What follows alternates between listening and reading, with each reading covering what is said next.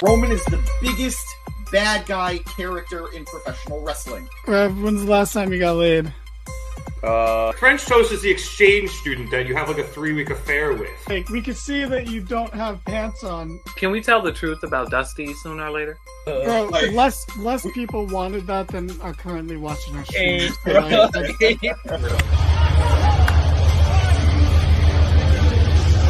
And you know Vince, and you still think, are these true? It's like... Welcome to the Mark It Down podcast. Wow, Prince Nana introducing us really seems fitting after everything that happened tonight. But hello, everybody, and welcome to another edition of the Mark It Down podcast. My name is Nick Cummings, joined this evening, or I guess this morning, by Matt Cascone and James Rasanti, as we are here to review AEW Dynasty, the first of its kind. And if you're going to do your first Dynasty show like that, I think they did a pretty fucking good job. I guess we'll quickly jump into the pre-show. We'll start with our first match of the evening. We saw Trent Beretta face off against Matt Sydal in a pretty solid match, good opener. But the noteworthy thing here was after the match, Trent, who won by submission, refused to let that submission go. Eventually, Matt's brother Mike jumped in. Trent beat him down. And then the save was finally made by Chuck Taylor. Trent then grabbed the mic, told Chuck that he'd been trying to text him and get in contact, and Chucky really wasn't reciprocating. And he said that Chuck had to make a decision on whose side he was on by Wednesday. And then as Trent was going up the ramp, Orange Cassidy came out for his match. There was a bit of a stare down between the three men. And then as Kazuchika Shibata came in, as he was Orange's tag team partner, Trent just kind of left. And he scurried away. Yeah. Yes, that's a good way to put it, Matt. He scurried away. So I thought that was a very interesting dynamic. The match was cool, but I think, Matt, that just the continuation of the storyline here is what was the most important thing. Yeah, Trent looked really good. They didn't have to sell it like, oh, he's on a mean streak, which is, that's my nickname, or he's got a Hey, wait. Your mean streak, Matt. How have I not known this yet? Cause I changed my Instagram handle to my full name because mean streak wasn't really catching on, but it still has a place in my heart, a special place in my heart. But yeah, they didn't have to. It's your old gimmick. It's my old handle, yeah. But they didn't have to be like he's got killer instinct or all that other jazz. He just did in the ring. It was a good match.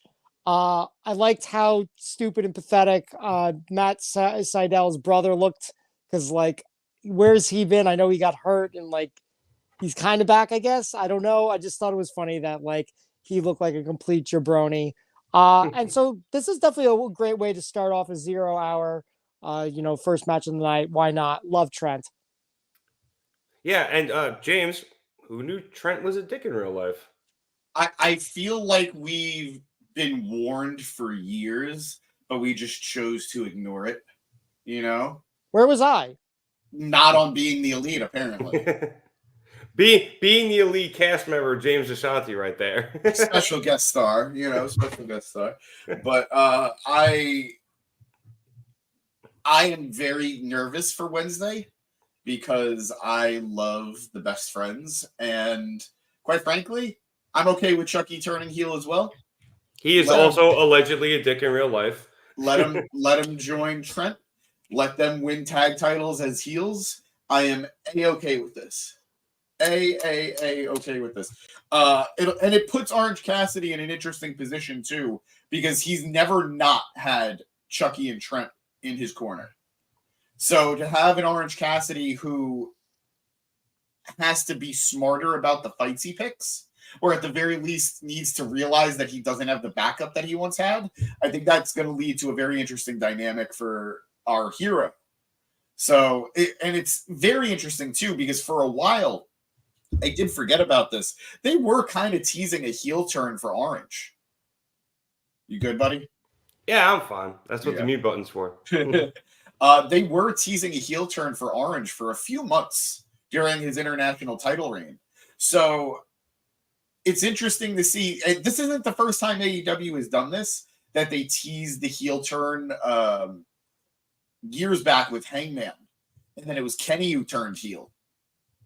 And now they're doing it again here with Orange and the Best Friends. And I'm all for it.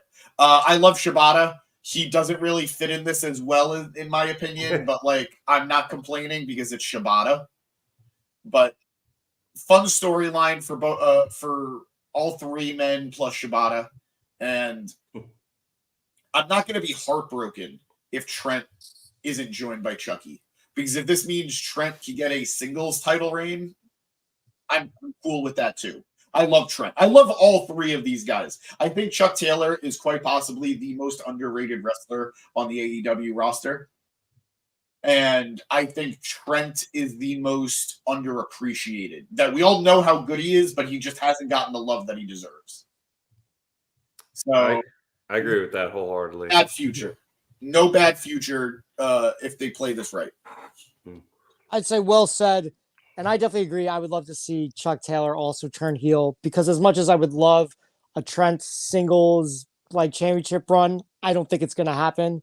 I think the better bet is that they both turn heel and somewhere down the line they get the tag titles. Obviously, it's not going to be against the Bucks directly. It would have to either be after the Bucks' reign or in a multi-man tag title match. With a new team rumored to be debuting in AEW quite soon, I could see the Bucks dropping to somebody who then dropped to the Best Friends. Yeah, I would be very cool with that. You know, I know some people complain about short title reigns, but every once in a while they can be very effective. I think it. Oh, go ahead. I was going to say there might even be one that started tonight, but we'll get to that later. Yeah, I think as long as you have something to go with the short title reign, it's okay. For example, being the first 3-time champion can allow you to be a short-term champion, in my opinion. But again, like you said, we will get into that. And like I said, I'm excited for the Best Friends. And that's not something I've been able to say for a very long time. Agreed. Yeah, and I think to your point, Matt, the singles titles are very crowded at the moment. So perhaps a heel Best Friends would have a better opportunity to go after the tag titles. I also think it would help reheat them too a little bit. So yes. I think them, teaming back up and being, again, dicks in real life would help them a lot. I will also say, too, I don't think a singles title reign as a heel for Trent is outside the realm of possibility right now. I am of the belief Adam Copeland is not dropping the title to Malachi Black. So yeah, I don't think so either. So if Trent were to weasel his way in and get the title off of Copeland, that opens the door for him dropping the title to Orange, a belt that Orange has never held. You are not wrong. That actually plays out pretty well, in my opinion. So good call there. James, you didn't bring up Kazuchika Shibata. He obviously tagged with Orange Cassidy in the following match against Shane Taylor and Lee Moriarty of Shane Taylor Productions. This was a match I was only expecting to half pay attention to, James, and it became just really technically a good match. I enjoyed it a whole hell of a lot. Obviously, Shibata and Orange Cassidy won. Cassidy eventually hitting an orange punch, I believe, on Shane Taylor. This was fucking 5 hours ago, so forgive my fuzzy memory, to win the match. But I really, truly enjoyed this match. And I honestly really, truly enjoy the friendship of Orange Cassidy and Shibata, because we have somebody who cares the most and somebody who cares, James, the least. And it makes for such a good partnership. Beyond just caring one way or the other, trying maybe would probably be the better word at this point. We are now appreciating Shibata here in North America as the wrestler. That is his gimmick, the professional wrestler. And then you look at Orange Cassidy, who many people will say is the antithesis of what they think a professional wrestler should be. It is a true example of opposites attract. It's a true example of, balance. And I think these guys complement each other very well. The stoic Shibata and the whatever orange. Sloth. So the sloth, well put, the sloth-like orange. Apathetic, maybe. Yeah, we know better. We know better now. Yeah, originally, yes, but now we know he gives a shit. He just doesn't necessarily show it. Exactly. He's grown. Yes. He's matured. So I'm all for these guys, and more than them, because they're always going to get their flowers. I'm not worried about Orange Cassidy. I'm not worried about Shibata. Bravo to Shane Taylor. Bravo to this group. Am I expecting them to take the main event scene by storm? No, nor should they. But they are filling their role beautifully. They are a mid-card heel act that is there to heat up the babyface mid-card to lower main event scene. They are doing great. If they pop into AEW here and there and they really primarily focus on Ring of Honor, I think they found a great sweet spot. I am really happy as I am for Shane Taylor, who, Matt, you've said this before here on the pod and in general, is a guy who really found success in some of the, I don't want to say darker years, but the less popular years of Ring of Honor. He was a standout. So a highlight. Yes, he absolutely perfect. He was a highlight in that era. I'm happy to see him now finding success on a larger scale with AEW. And I'm equally as happy, if not happier, for Lee Moriarty and for Anthony Ogogo. Anthony Ogogo, who has just so much potential, but really got derailed by a awful feud and an unfortunate injury. And the Big Show. Which one? The TBS one? And Lee Moriarty, who I think has a lot of upside and got overshadowed, unfortunately, by other flashier, younger guys, but I think still has a spot that he can fill. So overall, love this trio, and I'm hoping for success for them. Yeah, we talked about this on Wednesday, James. I honestly got in a big fight with Producer Boy about it. I think Shane Taylor Promotions, they have come in from Ring of Honor. They're filling their roles, as you said, perfectly as a mid-card heel stable. I'm a big fan of Shane. I like what he did at All Out last year, Matt. And they've come in now, and they're doing a really good job. I love Shane Taylor. I love the boxing aspect of everything, which is why I think it's such a good spot for Ogogo to be in, being a former, Olympic medalist as a boxer. So I enjoyed this match a lot. Like I said, very technically good, Matt, and everyone's playing their parts well. And I don't understand why certain people, Producer Boy, don't like it, but I'm enjoying it a lot. I think if you haven't seen the progress that Shane Taylor has made, that you might not appreciate it as much. So I get where Producer Boy is coming from. That being said, no, he's just being an ignorant asshole. and also, progress would require him to have seen anything of Shane Taylor's. Yeah, I guarantee he never watched any of Shane Taylor in Ring of Honor, and I guarantee you he hasn't seen any of Shane Taylor's appearances prior to last week when he first noticed him on the program. Yeah, and admittedly, I didn't see Shane Taylor back in Ring of Honor, and I understand AEW kind of expects people to be smart. Like, they are catering to the smarks, so to speak. But I was like, okay, this is a big deal Ring of Honor guy from back in the day, and I took him as such, and then I went and looked it up because that's what I like to do. So to maybe the casual viewer, he's not a big deal, but I think, Matt, are presenting him as such. And like I said, they're going to fill their role perfectly as the mid-tier heel stable to help heat guys up. Yeah, and he's getting opportunities, as we saw tonight. I think they would be great as the ROH six-man tag team championships. Obviously, that's kind of but I still think there's room for them to succeed. I think Shane could be television champion. Like right now, it's It's Oh, what one half of Aussie Open. What's his name? Kyle Fletcher. Kyle Fletcher. Yeah. Thank you. And I don't know if he's really doing anything with the title. He is. He is. He's wrestling pretty much every week on Ring of Honor, and quite frankly, he's kind of killing it. Okay, Oh, good he's for so him. good. I don't really watch the ROH. No, I get it. Nobody does. But Shane has history with the TV title and has had success. So maybe that's somewhere he can fit in somewhere down the line. In the meantime, I hope we just keep seeing him in situations like this, and maybe he can eke out a win every once in a while on these bigger stages.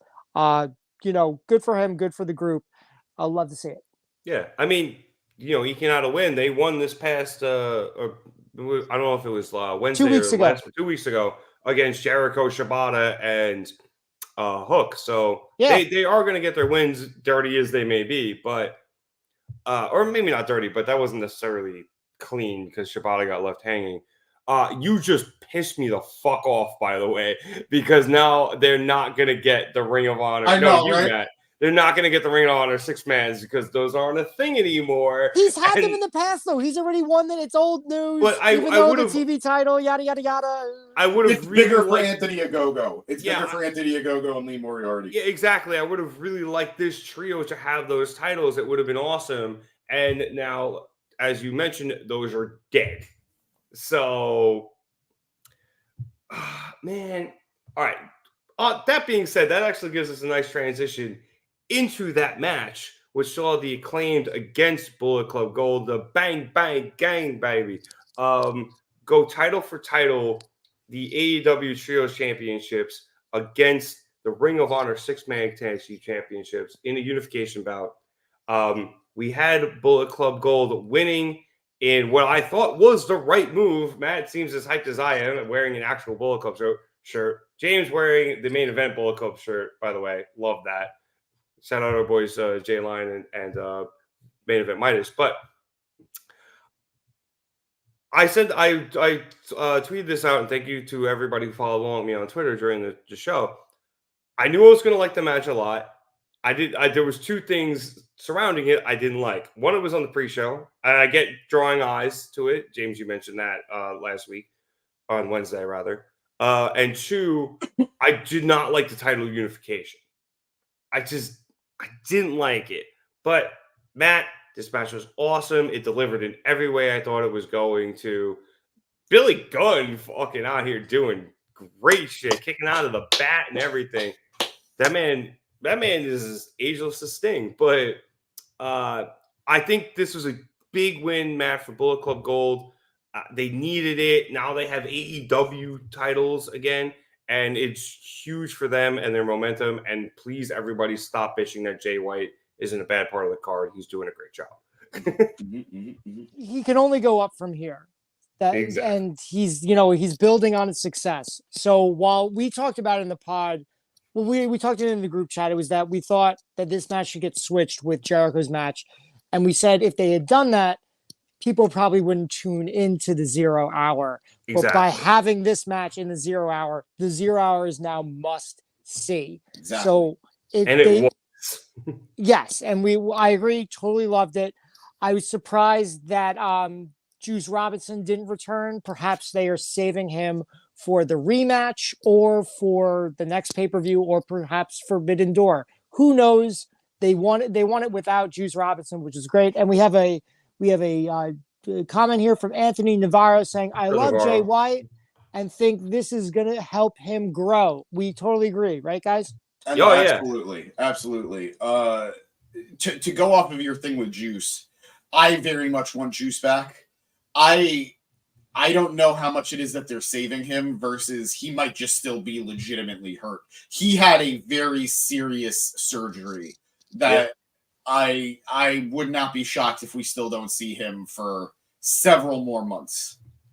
And granted, I want him back yesterday because I love Juice Robinson and I think he's an integral part of Bullet Club Gold. But right now, seriously. But I'd rather just let him have his safe recovery, and then when we get him, we get him.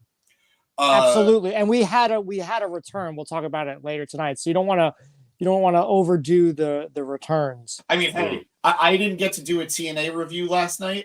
TNA brought back 3 people to the show last night, and they were each doing some great stuff. We got in TNA last night Santana's return, Sami Callihan's return, and Matt Hardy in the main event. So I don't think you could ever do it too much with the returns, but yeah, I thought this match was great. A little weird how Caster handled the rap. Yeah, I noticed that too. You didn't like it or did like it? Oh, I loved it. I was laughing my fucking ass off. I thought it was great. I thought it was funny. But why did he need the music turned off? Yo, fuck a beat. I'll go a cappella. Did you not see 8 Mile? Yes, but I don't know. Something felt off by him doing this. I think I don't know what it was, but and again, not necessarily a bad off, but it felt unnecessarily different. But granted, everything he said was hilarious. Everything was great. I think if anything, it kind of hurt Bowens more because his little part of the intro is so much better with the music in the background. Fair. But it was a very interesting, and I don't want to say serious opening, but it felt like he had a grudge against Bullet Club Gold. And I mean, understandably. I would say, why would they not? But like, it felt real. It felt like he was pissed. And I think it helped sell the rivalry. Yeah. I think that works really well because there's long-term storytelling here. The Acclaimed, they lost their first regular tag team titles to the Ass Boys, Austin, Colton, Gunn, and here they are losing to them again for the 6-man tag / trio tag titles. So there's history here. So I think that's really cool. I think these two teams are going to be intrinsically linked for years to come. As long as they're both in AEW, I think there's going to be a fight forever type feel to these guys. And Billy Gunn helps out in that regard. Absolutely. Absolutely. And even truthfully, even when Billy decides to hang it up, I think that rivalry between the 4 young men can continue for as long as, as there can be. Special guest ref. Special guest ref. Yeah. But good showing. Billy Gunn, I think, Rev, you said it. He just looked like a stud in this matchup. Don't get me wrong, I love the Famouser. It's a fun finisher. But I grew up, the first time I ever saw Billy Gunn, he wasn't the ass man. The first time I saw Billy Gunn was that brief period of time where he was the one Billy Gunn. Yeah. It lasted I don't know, a couple of months. It was definitely less than DX, badass Billy Gunn, and certainly less than Billy and Chuck. Well, because wasn't there was that, and there was the Gunn brothers, right? For briefly, if I'm not mistaken. And Bart Gunn. Bart was a thing way before. Yeah. But I'm talking this was after Billy won the King of the Ring. Yep. And then before Billy and Chuck. Gotcha. Yeah. So it was a brief period where it was based off of Neo from the Matrix. That's where the one came from. He didn't do much. That explains the super nice glasses he used to wear. But, right? So the one and only was his finish for that. And which he's brought back recently. Yes, and I love that move. I love that move. It just looks so good. I think at this stage in his life, he looks better hitting the one and only than he does the Famouser. Is that the Colossus? Basically a better version of the Colossus? Yes. It's from behind and then looks so good. Mwah. Yeah, great finish, and he just looks great doing it. I loved him kicking out of, what was it, the first He kicked out of the bat shot and then the 310 to Yuma. Gotcha. The combination of the two. He kicked out of that, which was wild. I was like, that didn't finish? Right. I was very happy about it, but me too. And then on the opposite side of it, I loved Jay White kicking out of the Famouser and kicking out of the elbow drop. Yep. From Caster. So both of the one guy on the other team, Billy being the individual, Jay White being the individual, both guys looked good. And Jay got to get revenge for the beatdown that he got from Billy in their one-on-one match weeks ago. Right. So I think this was just beautiful storytelling. Jay White, you made a great note, Rev, that the Guns now have their second AEW title. Like, they have AEW Gold again, you said. Mhm. This is Jay White's first AEW title. This is a big deal. The first one he's actually won. He did Yes. kind of carry around the title for a while. Very true. Very true. So this is a monumental title that Jay is holding. I'm going to be really sad to see those titles change color because I love the Acclaimed's version of the Trios belt. But granted, every team that's held the Trios belt has, I think, had a different version of the belt. I think pretty much, yeah. I think House of Black had their own, if I'm not mistaken. House of Black had their own. I think instead of like putting nameplates, they just kind of customized them to the champs. And I'm excited to see what they do with Bullet Club Gold. I hope they're gold as hell. How funny would it be if they're not? Like, how funny would it be they are bronze? How funny would it be? How funny would it be they just bring out the old WWE tag titles? You know what they're gonna probably look like? And this is gonna sound funny. They're gonna look like Scorpio Sky's TNT Championship. Remember he had like the gold TNT belt? The best TNT belt. Yeah. The best TNT belt. For the worst TNT champion. Not true. Don't hate on Scorp. No. I like him. Scorp. Like, No, it just didn't work for me.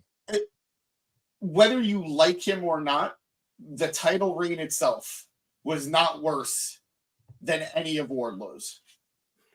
Okay. All right. And I love Wardlow. I love Wardlow more than I love Scorpio Sky, but his title reign sucked. Or Powerhouse Hobbs. That was a bummer, that one, yeah. That upset me a lot, but you're not wrong. So good for Bullet Club Gold. I'm just waiting for Bullet Club Platinum to debut, and we'll see where we go from there. I think that'll be when Finn Balor jumps over. When we get Prince in AEW, I think we'll get Platinum. Prince Fergal? Fergal, baby. But Fergalicious. for a pre-show, they definitely gave us a lot, and I enjoyed the pre-show. You know, it's not often that I actually tune in for the entire pre-show, but I tuned in for the entire pre-show for this, and I'm glad that I did. Yeah, no, I had a great time watching. The pre-show matches are usually like good and fun, but nothing like too serious. I think they did a lot with this pre-show. Yeah, no, I think so too. Good storytelling, good matches, and actual title implications. So good stuff. Exactly. I did want to jump in the chat really quick. Navarro saying he felt Adam Cole going out before the MJF thing kind of messed up the momentum with Jay White. And I think that's part of it. James, we've talked about this where like I think a lot of the Jay White momentum when he came in was because AEW wasn't expecting to have him. And they were just like, wait, fuck, we have this new guy. What do we do with him? But I kind of get where he's coming from there. I'm actually, and I'm not challenging it, I actually just don't know what he's saying with this comment. I'm confused as well. I think maybe Cole going out then prompted White to come into the title picture. Maybe they were pushing stuff. I think that's what he's saying. It's also late, so I could just be tired and not understand. Gaki. I wanted to also jump in with Chris. Good to see you, Chris LeClaire. Saying he liked Dynasty except for Julia Hart losing the TBS championship to Willow Nightingale. Obviously, we will get to that. Chris. Spoilers. Well, spoilers, brother. The show's been over for like an hour. Chris is a very big Julia Hart fan, so I can understand why he is upset. But all right, let us go on to the main show. And we started with Kazuchika Okada against Pac. I just want to say, nailed that. I absolutely call that. And this was the proper match to start with. I said this on Wednesday. Obviously, Ospreay versus Bryan was going to be match of the night, but this was going to be the next best one. And I think I was pretty close to that. This was really good. Definitely the match to start with, James. I loved all this. Obviously, Okada retained. He used a little bit of ref interference where he grabbed onto the ref, and that affected Pac as he was going off for the Black Arrow. Okada grabbed the ref, and then Pac had to come back down, kick Okada's face in a little bit, and then go back up. But by that time, Okada was able to get the knees up, and then he ended up winning with the Rainmaker. So I am enjoying douchebag Okada. I loved when he was going to go for the pose and then flipped everybody off. When I tell you, I need that gift so bad, and this was great. No notes. without hyperbole, that might have been a top 3 spot of the night for me. We're down both of them now. We're down the Okada Rainmaker pose, and we're zoom out, and we're down the best friends hug zoom out. I got a good chuckle out of it. I'm like, this fucking guy. It was fantastic. What an asshole. These two did what I love to see, and we saw it twice tonight, where you have the smaller guy not feel like the smaller guy. Mm. You could have easily told a story with Okada's much bigger weight and height advantage, and they never really did. They never really focused on it. It didn't feel like a central part of the story. Pac feels whenever he wrestles, despite his height, he feels like a giant. It's how he carries himself. It's how his presence, it's how he's just presented. He feels so much bigger in stature than he actually is. And we talked about it a little bit in the weeks coming up to this match. Pac has not lost a lot in AEW in singles matches. I could count on, I think, maybe one hand all the people he's lost to in singles matches in AEW. So for him to put over Okada, for Okada to look dominant and still be a shitty heel, I think it did everything they were trying to accomplish with this match and with this character. The crowd super into Pac. Yeah. Super. And you know what? I'm going to say it in general. I'm going to say it a few times, but I want to say it right out the gate now. The crowd tonight. Bravo, St. Louis. Bravo. I wish I had a Rams jersey. St. Louis, you guys made an amazing show, an incredible, awesome, unforgettable show. They killed it. So you go, St. Louis. And yeah, great showing between these two guys. I loved the finish, and I'm interested to see who Okada's next title defense will be against. Yeah, definitely. I'm curious to see where they go from here. They haven't really built anything yet. We will see. Matt, for me, it's nice to see Pac back. I saw SRS tweet right after the show that there was a moment where AEW wasn't sure if they were going to get him back in AEW ring. And not only seeing him back, but going up against one of the best in the world and putting on a phenomenal match like this is just unbelievable. And I'm just honestly reading that tweet. I'm glad we were able to see it. These guys absolutely tore the house down. Absolutely. Like, I love this match. I really did. I think this is the kind of match that if someone didn't watch wrestling, but they were like open to it, like this would be a great match to show them like right off the bat. It was really fun. Pac hit like a moonsault on the outside off the ropes. Springboard moonsault. Yeah. Oh, it was amazing. Yeah, it was so good. And then James, you talked about how he doesn't feel like a little guy because he's hitting such hard moves. Like he hit like a flying forearm shiver, which can just look like trash. And when he hit it, it was just like, damn, like that's how you get knocked out. But like again, he Pac's a safe worker. You don't have to worry about stuff like that. After Okada flipped everybody off, he hit Pac hit an explosive clothesline on him, which was great. I like that a lot too. I love this match. I actually wasn't crazy about the finish. I think earlier in the match, Okada did put his knees up to like block a high flying. A black arrow. It was a black arrow. Yeah. Was that? But that's at the end. I'm talking about like in the middle. There was Pac went for 2. He countered both of them. First was okay. High knees, and then later in the match he countered. The fact he did it twice, and then also the fact that Pac hit him with a pile driver, and then went for the black arrow, and Okada was able to recover from a pile driver. I like the ref interference.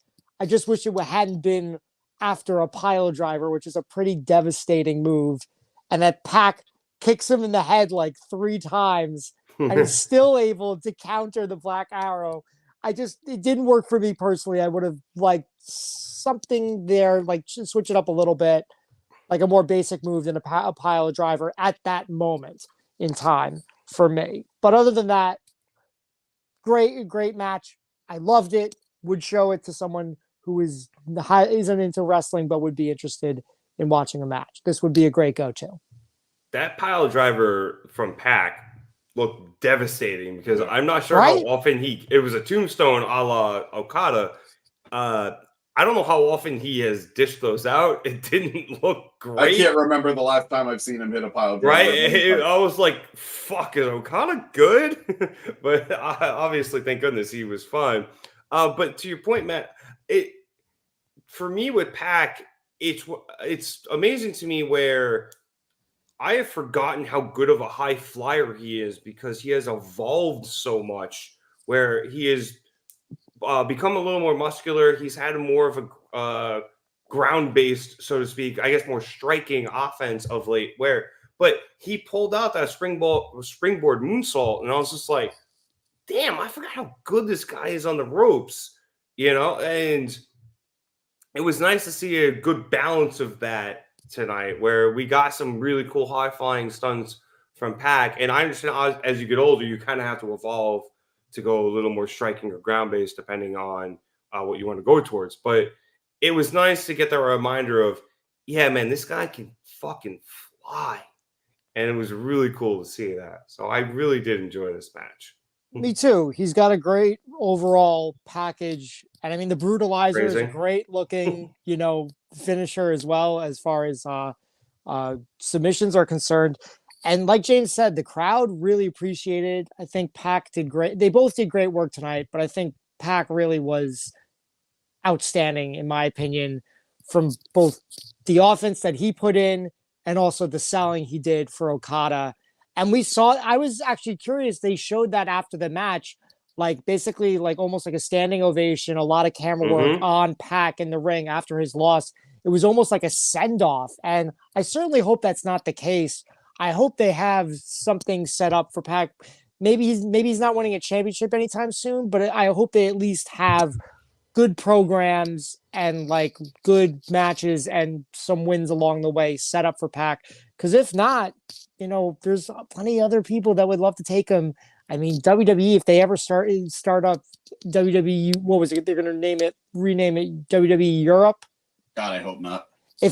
I'm not saying I would want to see him there. I'm just saying if they ever get that going again, that would be put that guy as your main guy, like to run that whole thing, and you'd be off to the races. He'd definitely be able to make more shows, but I thought that was more of a welcome back thing. Yeah, like I said, he hadn't been there in so long, and gotcha. He definitely deserved it. He's been through a lot, so I really like that. Yeah, this was just good. I think this match was so good that on any other card you could have had this could have been a co-main event. Yep. That's how good this match was.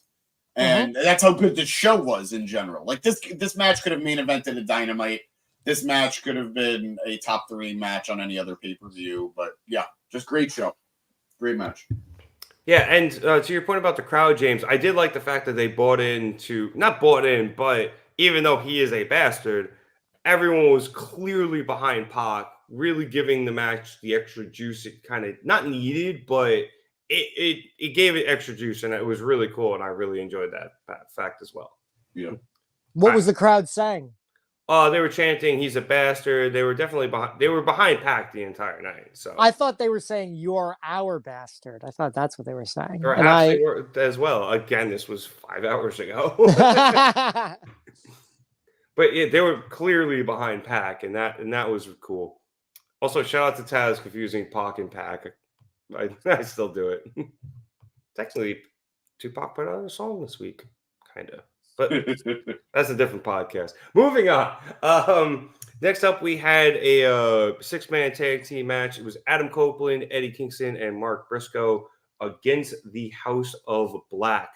We had the House of Black winning when, after a bit of a referee distraction, Malachi was able to use the mist on Adam Copeland, and then he hit. Is it still Black Mass? What are we calling it nowadays?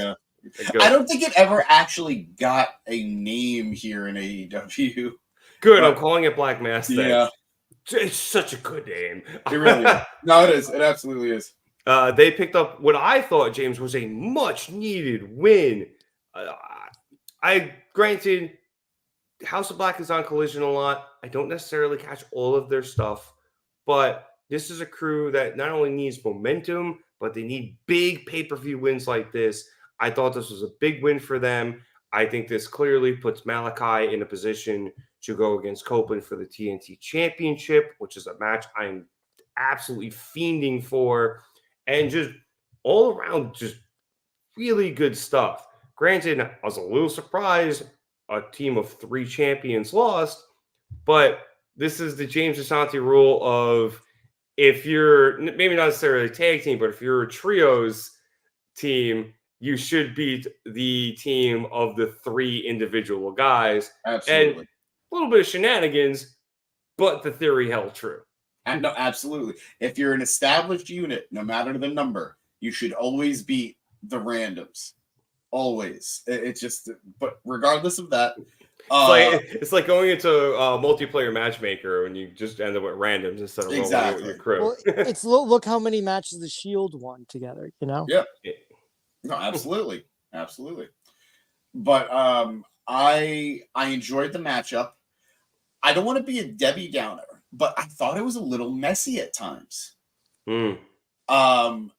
There was one bit on the outside where Mark Briscoe is on the apron, and either Copeland was a little late for his spot or Briscoe was a little early for his spot, but he had 2 House of Black guys just standing there, and it looked like he was supposed to jump, but then Copeland comes around the corner and he says, all right, go do your thing.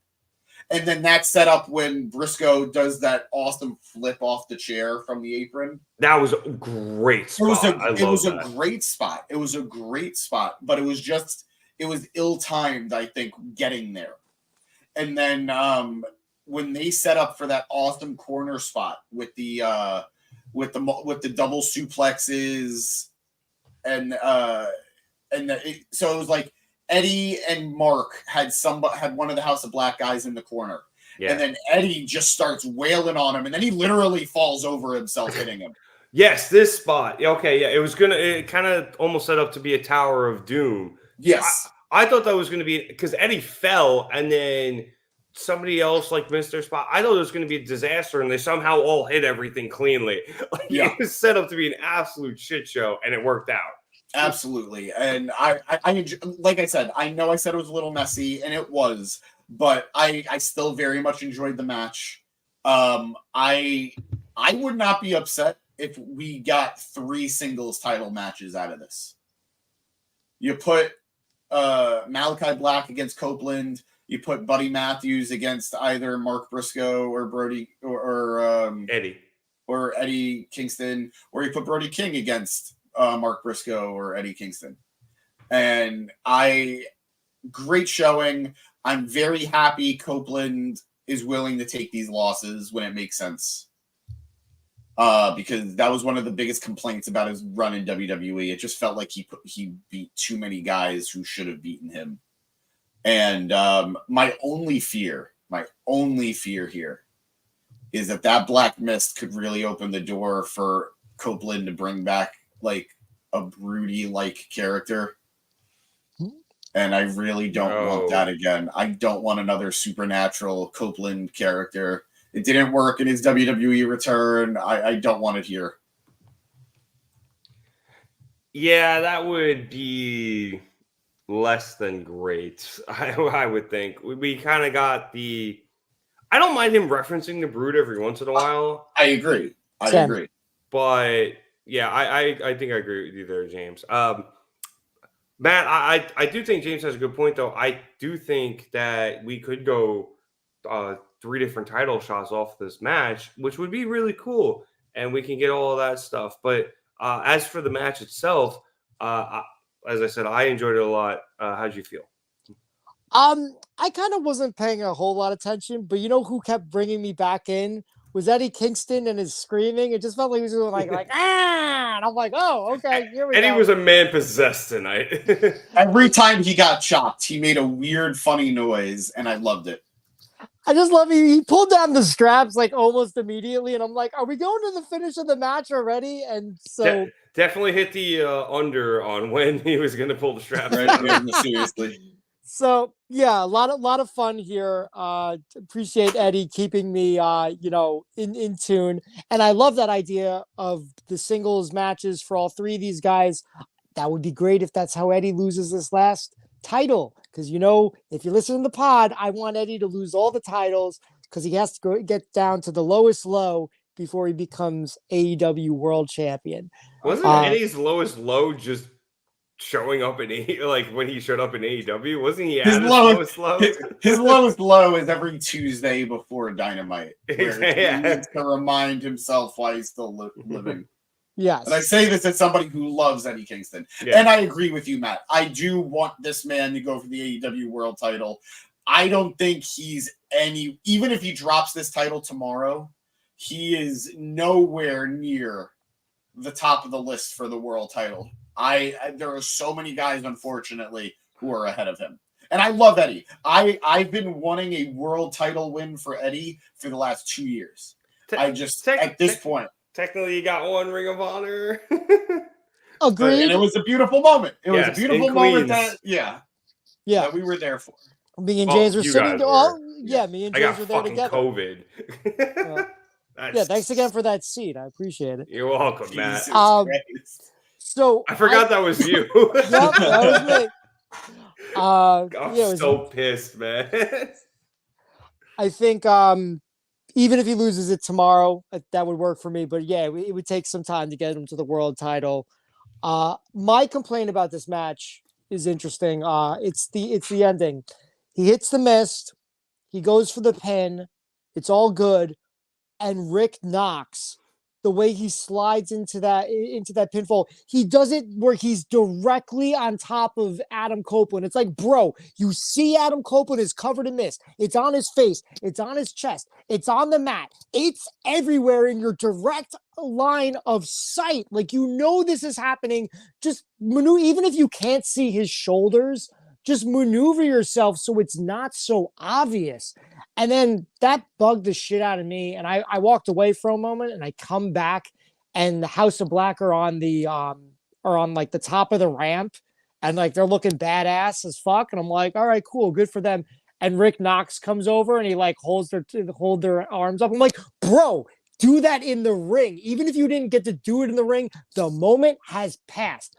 This is not the first time Rick Knox has had like issues. There was that whole thing we just talked about the night that Eddie won the title. There was him trying to counting the John Moxley pin with Ray Phoenix. Like, I think it might be time for Rick Knox to hang up the boots. And like, I don't want anyone to lose their jobs. You never want that. But this was bad in my opinion. All right. This might be nitpicking, but I'm just saying, like, dude's old. It's Dude's super old. nitpicking, but I do think part of Rick Knox's bit is that from Inside Baseball here, he's the Angel Hernandez of referees. Absolutely. He is the incompetent heel referee.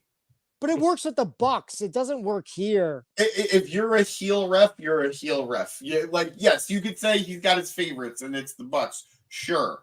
But he's a heel ref in general. He's been paid off by the Bucks, so that's a different we've thing. Seen it. But even beyond that aspect of it, I will agree with you about the mist. If that was a flub is a flub is a flub.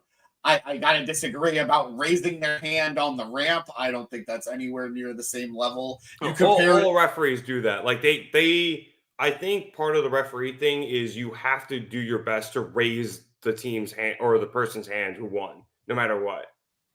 Like Still, at some point, the House of Black. You need to put their hand up. I think it's a thing that they're told, like, just go put their fucking hand up. I don't care where or when. You're all supposed to shake your hands in Ring of Honor, and Christopher Daniels broke that rule. So, well, a lot of people break that rule, but that was such a weird comparison. I don't want to nitpick on this, but because it's going to give me a headache. Nitpicking. All right, but no, let's just move on. Sure. Let's just move on. I got a headache now. It's a long night. More House of Black then. Julia Hart, Willow Nightingale, TBS Championship match. My girl Willow with the dub. This was actually contested under House of Black rules, so which is house rules. I actually just to make that correct, which is cool. So Willow picked the stipulation of both Chris Statlander and Sky Blue were banned from ringside. Boo! We didn't get to see Sky Blue. Boo! Fair point. I don't know if I should bonk him for that. Or No, that's a bonk. It's definitely a bonk. A little bit. It's an understandable bonk. It's an understandable bonk. Yeah. I did like Stat though coming out for the entrance, and then they announced the stipulation, and Stat was like, "Me? I'm not supposed to be here." And Will was like, "No. It's not because of you. It's because of Chris. Because of Sky." It's like, I want to do it by myself. She was like, "Okay." And then Julia's stipulation was no rope breaks, I believe. So that led to a lot of cool submission spots, but we had Willow winning Matt with the Dr. Bomb at the end. She gets the title finally. I am enthralled. We then had Chris Statlander come down. Stokely, who was on commentary, came in the ring. And James, you said we get no more best friends hugs. We got the heel turn tease real quick there. Yeah. But we did get the best friends hug with Stat, Willow, and Stokely. And then, Matt, we had the Mercedes Moné entrance. She came down. She is getting her shot at the TBS Championship at Double or Nothing. A little superfluous. I get getting her on the pay-per-view. Whatever. But I really enjoyed this match. It was a lot of fun. I'm so happy for Willow. And hopefully she gets a good title reign out of this. I don't know if it's going to end at Double or Nothing, but I'm just really, really happy to see her win the title and in front of her family, too. It was a nice moment. Yeah. I was gonna say I was shocked that she won. I didn't Really? think. Yeah, no, I knew Willow was going to win a championship at some point, and I knew I would have bet money it would be sometime this year. I did not think it was happening tonight. This was the only match that I didn't predict correctly tonight, and I was shocked, happily shocked. And we'll see. I think she's a transitional champion for Mercedes Moné, which I do not like at all. I love it. Probably, but it hurts, but you're not wrong. Oh, I love it. I can't wait to be the heel here and just shit on both of your dreams right now. Oh, no. John Cena guy turned heel. No. Also, like fun little highlight outside of the match, Stokely Hathaway was great on commentary, Absolutely. as was Taz. Love like, Stoke and Taz. I love the little, like, you're pissing me off. Like, at one point, he quietly says it, and it was just so funny. Stokely even makes a Seinfeld reference, a Jackie Childs reference. It's ridiculous, preposterous, outrageous. I definitely messed up the order there. It's late, but I was even going to say at the beginning of the match, Stokely sat down and Taz goes, "It's good to see you, Stoke," and Stokely goes, "It's okay to see you too, Taz." But yeah, Stokely referencing Seinfeld in regards to how Mercedes Moné just gets a title match at next month's Double or Nothing, which I have to agree with, and not just because he made a Seinfeld reference. It's just like her first match is just automatically a title match. I don't know, man. Like I said it last week. Shut up and wrestle. I don't want to wait a month. We're gonna have to wait another month, more than a month, for Mercedes Moné to wrestle a match. It's like if she's hurt, then fine, don't wrestle. Obviously, no one should be wrestling hurt. But if she's ready to go, she should have wrestled by now, and we shouldn't have to wait another month. Unless the month is to give her that extra time to be healed up. Obviously. Yeah. But we'll have to wait and see here. Hopefully, we're not getting a transitional champion. We'll see. What do you think, James? That you wanted to shit on our hopes and dreams? No. First of all, I am shocked that you're shocked that she won. Because knowing that Mercedes was going to get the title shot, what match makes more sense in the long run? Mercedes Moné versus Willow Nightingale or Mercedes Moné versus Julia Hart? Absolutely Willow Nightingale. There's history there. Their characters are going to work a lot better against one another. Julia Hart has been an excellent champion. Chris, in the comments, this is for you. I am sad that Julia Hart is no longer champion. She was great. She was absolutely great. She was absolutely great, and I truly hope Toni wakes up and makes a tag team title for the women. That way, she and Sky could get titles sooner than later. Absolutely. If Mercedes does not win this title against Willow, why is she there? Why have we waited months for her to finally wrestle? Why have we hyped the shit out of her debut like she was the second coming of Women Jesus, and to not have her win the title immediately from the plucky underdog character that is Willow Nightingale? I hope Willow for the next month has as many title eliminators and as many title matches as she possibly can. That way she has a somewhat memorable title reign. But she is champion, so Mercedes Moné could be a heel piece of shit. And that's why she showed up in the ring afterwards. That's why. Commentary even said it. She's kind of stealing Willow Nightingale's moment, the spotlight from Willow Nightingale. Yeah, because she's going to be a heel. So, no, this is perfect. Everything is being played the way it should be played. What is Eric saying in the comments? Well, why do this guy again? No, smart. No, it's fine. It's fine. What's the point of the rankings if she gets a title shot is really the issue. If she's going to win the title right away, it should be the main women's. Absolutely not. That's silly. For the first comment, what's the point of the rankings if she gets a title shot is really the issue. One, I have been a big proponent of what happens outside of this roster should still count. Mercedes Moné is a former women's champ, a multi-time women's champion in multiple companies.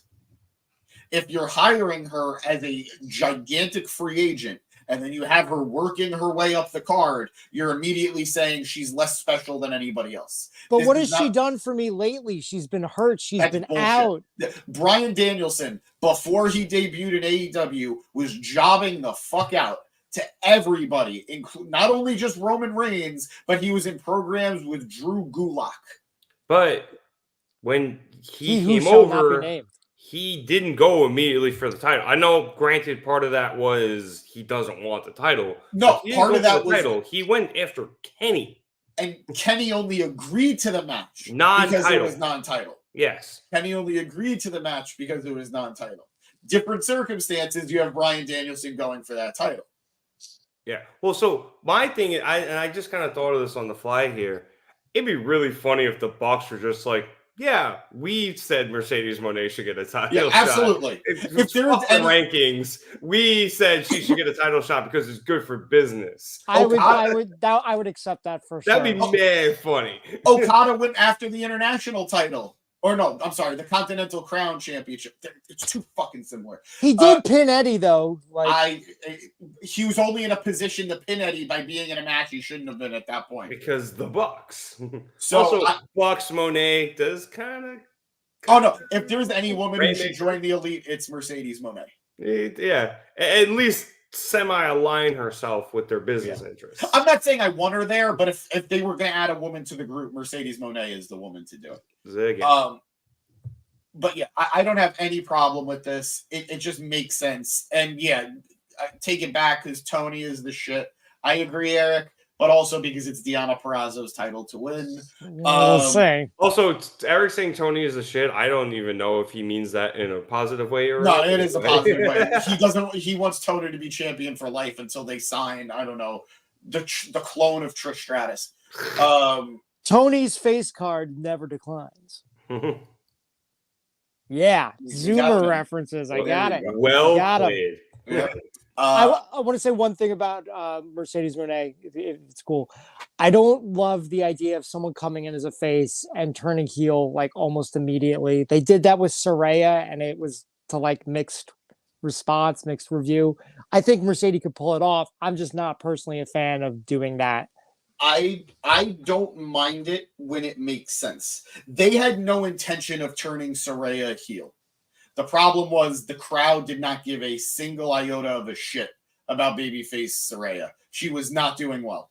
And as opposed to when everybody else who returned from either injury or made a major debut got a lot of love, basically out the gate, Saraya was coming out to mixed reactions. The only reason the mixed reactions continued after she turned heel was because, quite frankly, she didn't do a good job as a heel. I'm okay with this with Mercedes because, quite frankly, nothing she's done has truly been babyface. She hasn't acted like a babyface. She's acting like, look at me, I'm the CEO of this company. I am Mercedes Moné, and you're all lucky to have me here. So when she actually reveals herself to be a heel, it's not so much a turn as, all right, we had the moment. She debuted in Boston where everybody cheered, and now we're just going to allow her to be her. So I don't think it's too much of an issue. Well said. Yeah, like it happened a little bit later with Bryan, but it essentially happened with Bryan too. Bryan turned heel within 3 months of being in the company. And I didn't love that. It didn't work for me. It didn't work for me because it felt like it came out of nowhere because he spent 3 months as a babyface, but him being a heel right away made sense against someone like Hangman. It just, I don't want to boo Bryan Danielson. That's the only difference. Yeah. I have no problem booing Mercedes Moné because she's better. She only really works as a heel. I will say you've made that explanation was very well said, and I will agree with you. It's just it still is hard for me to accept three things. One, that, but I think your counter was very, very good. Two, the fact that we're going to get Willow as a transitional champion as her first title reign. That's a hard pill to swallow. And three, the fact that we have to wait a month for Mercedes to have a match, and her first match is a title match. Those three things put together is going to be tough for me. But who knows? Maybe the match will be a banger, and I will be the one who will have to shut up and podcast, even though those are counteractive. Well, you have to eat your words. But I do think Mercedes, in her time in AEW, has come off, James, to your point, is very fake. Yes. Like, intentionally so. Intentionally so. Exactly. Yeah. She keeps patronizing people like Statlander and Rio, and she's like, "Hey, I'm Mercedes. Nice to meet you. I think you're great." But what she really is conniving heel. I'm trying to not use bad words here. Like, she's just a bitch. She's a bitch. She's a biznatch. Yeah. if we could call... She is, but I was going to try to not do that. I did go to women's hockey. And say it, James. I know what you're going to say. If I could call Swerve an asshole, I could call Mercedes a bitch. If I could call the Young Bucks a bunch of dicks, I could call her an asshole. Like, we're like equal opportunity. You missed the easiest one. If we can call Pac the bastard, then we can call Mercedes Moné. Well, if she ever declared herself bitch, that would be a good comparison. Oh, dude, if she declared herself the bitch of AEW, I would. Well, I mean, actually, you know what? Jade did actually kind of do that. Yeah. She was that bitch. She was that bitch. Oh, that's a match that is gonna kill me that we're not gonna get. Oh, it was fucking Mercedes versus Jade. Yeah, it's a tough one. Hey, you never know. Yeah, no, Mercedes will find her way back to WWE. Yeah, it's wrestling. Yeah. We'll probably see it. I did want to jump in the comments really quick because I thought Chris Leclerc had a good comment. That Statlander turning on Willow Nightingale. It's coming. It's in the works, Chris. I think you're right. Yeah. Like, they definitely teased it tonight, but we'll see when. We'll see where. Do you think maybe Chris costs Willow the title and she becomes like the heavy of Mercedes Moné? Maybe Mercedes Moné pays off Chris. No, I could say I could see it going both ways. I could see her costing her the title and then going off on her own, but I could also see her costing the title and going off with Mercedes. I think Stat works better when she's bouncing off of people. I think she works well. Like, it's why she worked well with the Best Friends. It's why she worked well with Willow. Who was her partner before Willow? She had a partner before Willow, didn't she? A tag team partner? Shit, who was she running with? They had the street fight, right? Yeah, right? I thought Willow was with the street fight. Tripping. She was in a street fight. I don't even know if it was definitely with Statlander. But regardless. It's a shame because she was facing Bonnie. It's funny because all the women's street fights are so good, but like in my head they're all like running together because every one of them has been good. Yeah. Not important, but regardless, it stands with my point that I think Statlander works best when she's with somebody else. So her being the heavy for Mercedes could work. The only reason I'm not super crazy about it out the gate is because then realistically the feud should be Willow versus Stat. And then Mercedes becomes the background after winning the title. That feels weird. Yeah. But I'm not opposed to it. Because Stat definitely needs a change. Yeah, and I do think it's gonna come, but we'll get there. And I do think it comes against Willow too. And I don't know if that's gonna be at the behest of Stokely or whatever it is, but I wouldn't mind if she realigned with Chucky and Trent, if I'm being honest. Ooh, that's an idea. If Chuck turns, because there was that thing. Yeah. Trent, you're like you said, Trent said something to her, and it would be interesting if he plants something in the back of her head. Yep. And then she goes to Trent later and it's like, you were right. How is that so soon of a turn for Stat, Eric? Let me just, I guess I'll put it up. Eric in the chat. Too soon of a turn for Statlander. They've been teasing it for like over a month. If not, they teased it tonight. Yeah, they literally did the entire best friends breakup that they did 3 weeks ago. It just ended in the hug instead. I got mad nervous when I saw it. I was like, no, not yet, please. A little more of the Long Island love. Always love the Long Island love currently here on Long Island. I wanted to say one thing about this match because I didn't really say much about the match. I love the moonsault counter at the end. Yeah. I thought we might have a repeat of Julia had hit a moonsault like a while ago against who's the Japanese wrestler, the gal. She's got the microphone like she's like a singer, and she's been Yes, yeah. Like I thought we were gonna have clearly not a simp. I just quick little side story. Sure, go for it. I did not spend more.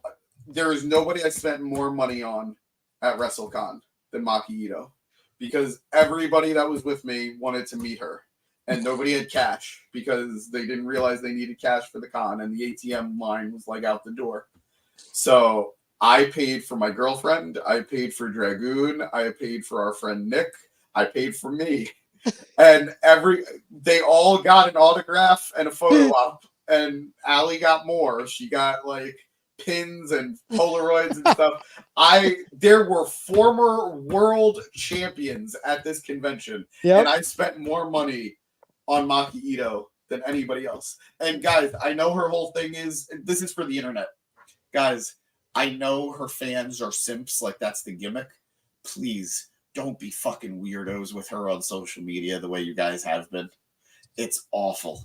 It is so cringy. Please stop. We're adults. We're adults on social media. Act like it. Stop calling her your wife. She's not in a weird zerout. Just the hashtag wife goals. I think it would No, you can't do that? No. Okay. She did a live chat a couple of days ago. She's just like, some dude, unironically, was just like, oh my God, it's my wife, Maki Ito. You're going to be my future wife. Let's have babies. You are an adult man. Don't talk to a woman like that. Don't talk to anybody like that. Don't think like that. Be better. But let's move on. The funny thing is, it definitely wasn't Maki Ito, because I know who Maki Ito is. It was a different person, but regardless, she tried to hit one of these moonsaults. Amazing. And like she wasn't close enough, and like she missed it. So I thought we might get a repeat tonight, but no, that was the setup. That like Willow puts her foot up, bam, right in the face on the moonsault.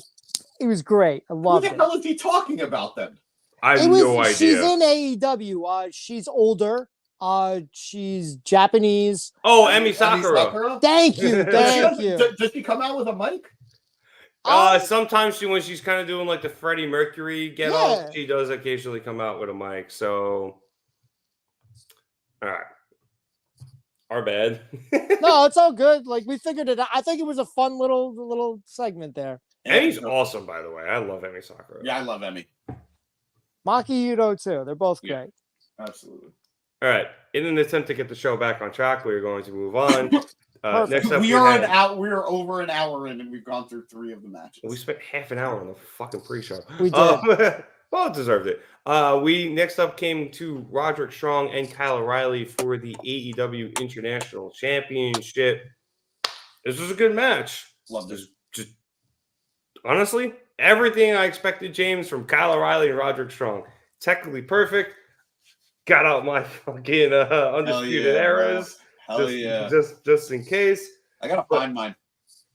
I literally keep them in the drawer right next to me. They're going right back in. It's my sock drawer. But this was awesome. Roderick Strong obviously retained with an end of heartache. I thought the ending was a little sudden. Yes. But I thought it was fun. And then after the match, we had Adam Cole. Baby. Thank you. Come out. Hey, producer boy's here. So we had him come out after the match, and guess who can fucking walk now? Right. He walks down to the ramp. He stared down Wardlow. You took us off the screen, producer boy, by the way. He stared down Wardlow, who had come out earlier to attempt to interfere and failed, but technically he did his job. So we'll he see. Still helped him win. His That's presence true. helped ensure Roddy won. Exactly. So James, like I said, everything I expected out of these two men, it was awesome. As we see the stare down from Adam Cole, I enjoyed this match a lot. I'm not. I'll be the first to admit I'm not the quickest with seeing an image and thinking this is going to be a great meme. But as soon as I saw that image, I was like, this is going to be a great meme. That and Okada flipping everybody off. Yes, I was like, yes. Meme worthy. Oh, awesome. According to a random Twitter account, Tony Khan said Britt Baker's going to be back. Another reason to hope DMD. DMD. Another reason to hope that AEW brings out the AEW Women's Tag Team titles, because her and Deanna are going to be awesome. Or her here. No, I think that's going to be a feud more than anything. Maybe. Well, it could be both. Porque no los dos. True. The match itself, great. Thoroughly enjoyed the matchup. They wrestled like two men who have wrestled each other and have tagged together for years. And guess what? It's because they are. That chemistry is not something you can fake. That's something you earn after years of being in the ring with somebody. And these guys knew each other like the back of their own hand. It was beautiful to see. In terms of just pure wrestling, I think this was the second best match of the night. I'd put it not right under, but I'd put it only under Bryan and Ospreay. I am surprised but not shocked that Roderick won, because quite frankly, Roddy winning the title felt like only happened so he could have this match with Kyle O'Reilly who should take the title off him. But I'm happy because Roddy has had a nothing burger of a title reign so far, so it should probably continue a little bit longer. I don't know where Cool Kyle goes from here. I will say barber. He goes to the barber. Also, he still looks exhausted. He really does. He really does. He's a dad. So are a lot of guys. The guy looks exhausted. But I mean, as somebody who doesn't sleep, he has more dark circles under his eyes than I do. I think for me, the biggest disappointment about the match and what followed after was that Adam Cole came out and didn't confront Kyle O'Reilly. He's got more history with Kyle than Roddy does. I was surprised he wouldn't want to take a shot or just do something or whatever.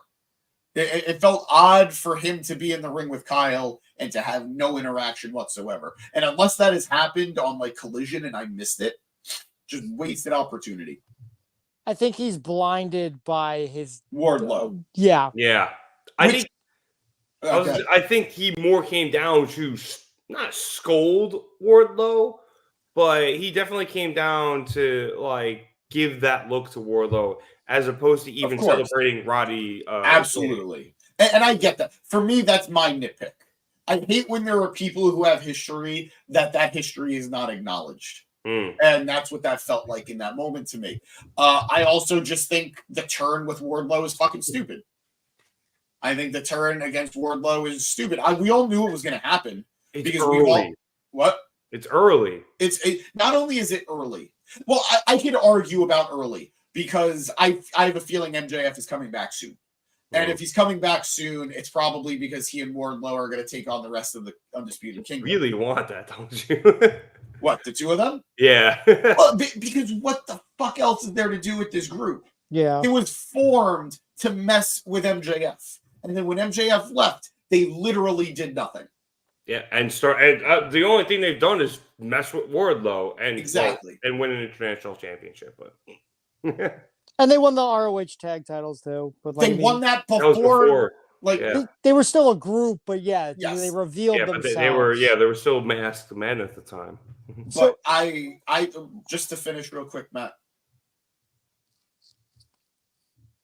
If Adam Cole's issue with Wardlow is you didn't hand me a title, you didn't beat the world champion and give me a title, my brother in Christ, you failed multiple times to win that world title. Why would you attack the biggest guy who is apparently dumb enough to actually hand you the title if he wins it?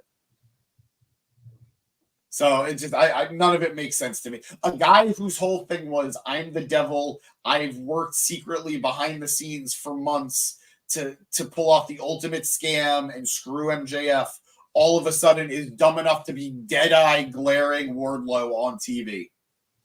It just didn't ring true to me. It felt off. I feel like nobody watches the replays, though. You know what I mean? Like it's just canonically, the smart wrestlers do. Like it's been spoken about on TV. Yeah, man. Of course, I watched the show later on. Like I forget who said it, but certain wrestlers have said it in the past. I think Kevin Owens is one of them. Yeah, is Brock Lesnar notably does not watch the show. Yeah, Brock Lesnar notably does not watch the show. I don't watch the show. Is Wardlow a smart wrestler, though? Yes. Say? They've talked about Wardlow being a smarter character in the past. Yeah. Okay. So, I don't know. I'm just... It feels manufactured and it feels forced, but given the circumstances of how this group has played out, it's probably not the worst thing to just get it done with, no matter how we get there. I like how you talked about Kyle O'Reilly and Adam Cole having history. If you noticed, Kyle O'Reilly, I don't know if it was the exact gear or a recreation, like maybe an update. He was definitely wearing gear that was very much similar to the gear that he wore in his early days in ROH, you know, when he was teaming with Adam Cole. So I thought that was an interesting note. I'd have to go and research and see what the gear was specifically but I didn't have time. This match, I wouldn't say it was great, but I think it had great transitions and counters. What do we got? For the audio audience, producer boy just put up a gif of Stewie staring down somebody from Family Guy with Adam Cole to Wardlow. But I'm sorry, Matt, continue. No, it's all good. GIFs are good. We got another one of Kevin. I was about to say Kevin Steen and then Kevin Smith, but Kevin Nash pulling as I do, pulling the blanket off of his leg as he's in a wheelchair to reveal that he can now stand just like Adam Cole, baby. I've now lost my notes as well, so that was great. But yeah, I really loved the transitions and the counters here. There was some really cool moments, you know, like countering into multiple backbreakers, which Roderick's strong. Nobody doesn't like him. I would like to see him do more with this title reign. I feel like this group, it's cool that he's in the group and it makes sense, but like the stuff he was doing before that, I thought was more interesting. I feel like he's not hamming it up as much anymore now, and instead he's had to get even more ridiculous glasses and is bleaching his mustache to make up for the fact that he can't be this butthurt friend of Adam Cole anymore. But that's just a small gripe. I do think Roddy has been put in an interesting position where they have reportedly taken Cole off of TV so that he can go and rehab more so that he can get back quicker. And Roddy has kind of become the de facto face of the Undisputed Kingdom. And he was never meant to be. You laugh, James, but am I wrong? Like, no. I'm not laughing at what you're saying. I'm laughing at the circumstances of what this group is. Right, exactly. It's tough. And that's what I'm saying. Like, it's a pain in the fucking ass for everybody, from the viewer all the way through, the booking department, because that was clearly not the plan. And all because my man jumped off a fucking ramp wrong. We're in this position all these months later. In my opinion, it would have been the perfect story if his foot wasn't hurt, that it was all a sham. Oh, yeah, Exactly. no, that's what we were all secretly hoping. But no, life is far too cruel. Yeah. And it's so hard to pull off injury angles. Like I think of, the Johnny Gargano, Tommaso Ciampa feud. That was pretty amazing with Tommaso, and his torn ACL, but they all can't be like that. It's very hard to pull off, and they're definitely struggling here. We're just going to have to wait and see how it plays out. Hopefully they're able to land on their feet. Boo. But I mean, that is why they have pulled Cole off of TV. They are realizing this is struggling and they need him back ASAP. So, oh man, all right. According to I didn't want to bring it up because it doesn't make sense to talk about it now. But yeah, I read the scrum. Yeah, we'll talk about it when we get there. All right. Well, I'll producer boy just putting up a tweet saying Bryan Danielson did in fact get hurt, but we'll get there. But I'm the mark, people. I'm the mark for thinking he got hurt. I wasn't sure, but Danielson's that good at selling. Commentary. We'll talk about it. We'll I was texting Navarro during when that happened, and I was like, "Yeah, it'll be fine." Fucking Wade Barrow come over him with an elbow. Apparently, he actually got hurt. Fuck me, my bad. Let's move on to our next match, which saw Hook against Chris Jericho for the FTW Championship, which was fought under FTW rules, which apparently means we're just going to make this up as we go, because I didn't know that was false anywhere. No, it just means that every weapon has FTW spray painted on it. Those are the real rules. When did that become false count anywhere? I knew that FTW rules was no DQ. That I knew. Yes. But I don't know. What the fuck? I don't know wrestling. Sorry, right. Navarro backing me up. I did text him that. And apparently I'm a scumbag for it. But I don't know, this match, it wasn't bad for what it was. It wasn't. Hook looked good. Yeah. Do you mind? Do you mind if I take over for it? Please, go ahead. I can take a break, rest my voice a little.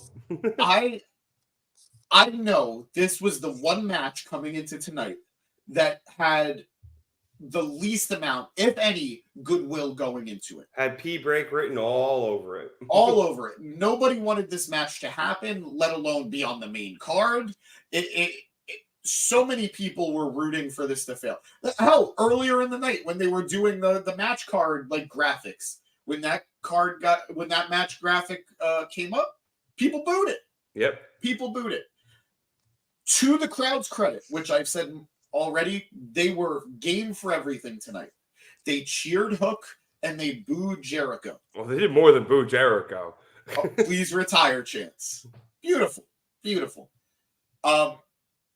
Wasn't it go away, Jericho, go away too? That's it. Both. Yeah. They were both. The crowd reacted the way they were supposed to react when they were supposed to.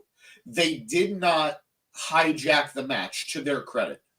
They booed the guy they wanted to boo, and that's cool. And quite frankly, it's the guy we're supposed to boo. Yep. But they still cheered the kid we're supposed to cheer.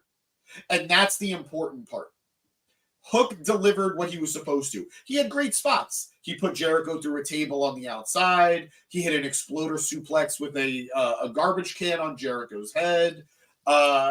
I thought the exploder looked good. I just didn't think the stupid kendo stick shots to the trash can looked good. That was stupid as shit. Very quick side note with the kendo sticks, you can clearly see Hook played lacrosse because he swings it like a lacrosse stick. He really did. baseball bat. That's actually really yes.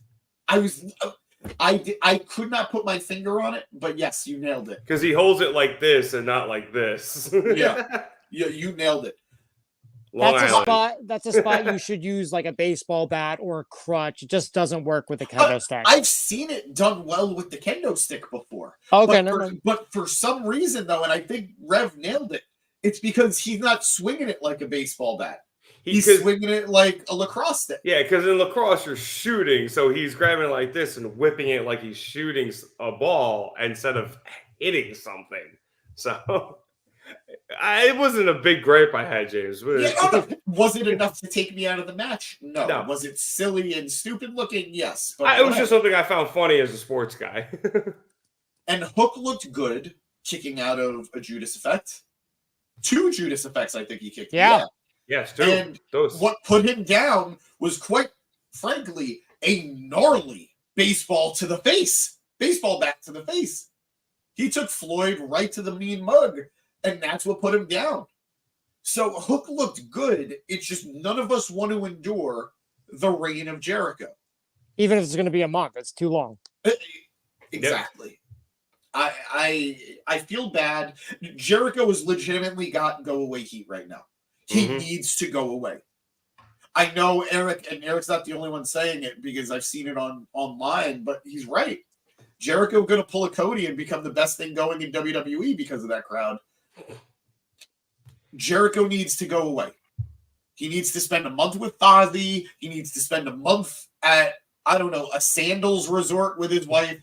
I don't know. He just needs to chill, go away from a wrestling ring, let the fans be like, you know what?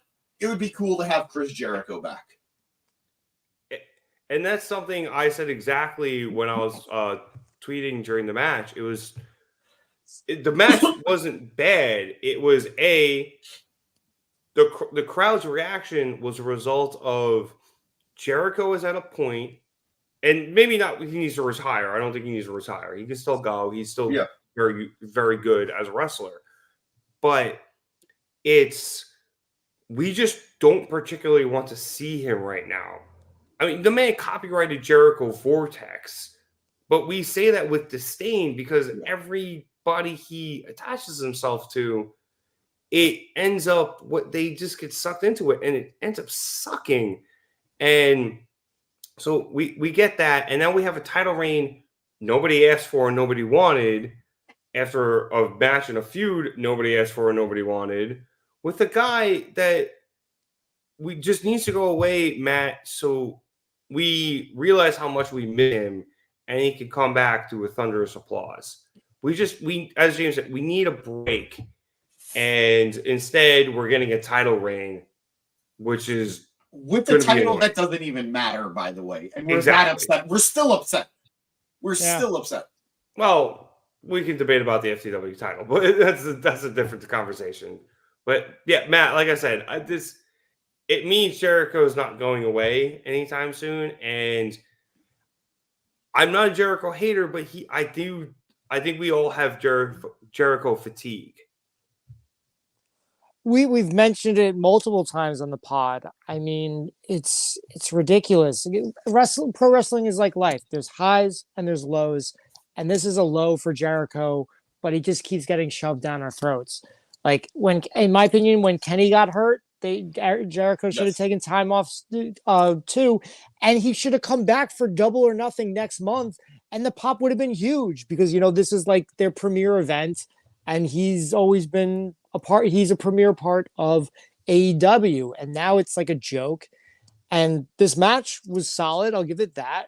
But at the same time, nobody wanted to see it. And we have a Dev. Hey Dev, what's going on, man? What did it say? I missed it. I said what up, Dev? Hello. Oh, hey Dev, what's going on? You're messing up my rant. That's all right. What I was saying, like, solid enough match. I think it went a little bit too long. It's interesting, like Jericho doesn't come out to Judas anymore, so you can't even sing the song. And now he's the giving tree, or the learning tree. The learning That's tree his on his nickname? nameplate. Like ridiculous. Like it was fine for like a one-off comment, but I get that he's like the king of reinvention. But some of these now, it's getting ridiculous. It's not even just reinvention. It's a matter of he's so quick to like little bit of the bubbly. If something he says thinks can Don't go make me go viral, in my bottle. I understand. But if there's anything he says that he thinks can go viral, he's gonna run it into the ground at this point. And that was what made Jericho so good back in the day. He never overstayed a gimmick. He knew when it was time to turn into something else. And it doesn't really feel like he knows how to do that right now. Or anymore, we'll say. He feels very, I'm just going to throw all the shit out the wall and see what sticks. Exactly. Exactly. So I feel bad. I really do feel bad, if I'm being honest. I feel bad about you. I don't. It's not our fault. It's like his own fault. He's put himself in this position, and it would be one thing if this was the first time he's done this exact thing, but he just won the Ring of Honor World title less than 2 years ago. Still, it's the same storyline. Look at me. I'm winning the title, and now I'm going to drop it back to the guy. But at least when he won the Ring of Honor title, it was like shocking. Like it was unexpected. It was big. And he got a decent nickname out of it, like the Ocho. I'm a fan of dodgeball. I thought it was funny. Yeah. But it's like now. Don't get me started. He'd absolutely be buddies with what's his White Goodman. with White Goodman. WHIT. So it's ridiculous that we already saw this. What appears to be the exact same thing he did with the ROH World title. He's going to do here with the FTW Championship, and it's just kind of like we have to. The worst part is we're going to have to see him again next month. And he's going to drop the title back to Hook. And it's like, I don't care. I just don't care. I don't want to see it. I don't want it on the card. I want somebody else. Can I ask you both a question? Sure. Would this be more palatable? Fair. I mean, all right, Matt and Matt only. Because I have one more comment afterwards, but yes, please continue. Would this have been more palatable if the FTW title was not a part of this? If this was just a feud between Jericho and Hook, would this have been more palatable to you? I mean, somewhat, but again, it's annoying that we had the ROH thing. You know what I mean? It's just I can't really answer yes or no on that one. It's just like I don't care. Fair. I also would have the other one. No, but I changed my mind. I want to answer now. I would have done something different with the ending. Like I don't mind that he kicked out of 2 Judas effects, especially because he took such a long time to pin after the second one. I mean, he's the only person. Hook's only the second person to have ever kicked out of the Judas effect. The first being Mox. They even mentioned it. That's very cool. I would have after the second Judas effect when he lines up for the bat. Taz was already getting up. Have Taz throw in the towel. The crowd popped hard him just standing, by the way. They thought he was going to get involved, and it's such a fucking bummer that he didn't. I would have had him throw in the towel because we also had a bat thing already tonight. We've got like 2 bat situations. We got the Bullet Club Gold bat. The double bat thing has been a problem since Jericho and Sting have been on the roster together. It's not something that bothers me. Don't bug me at all. But the double bat thing has been since Sting debuted. That was a thing. Well, they had the duel. Yeah, they did. And it was great. Sting won. It was great.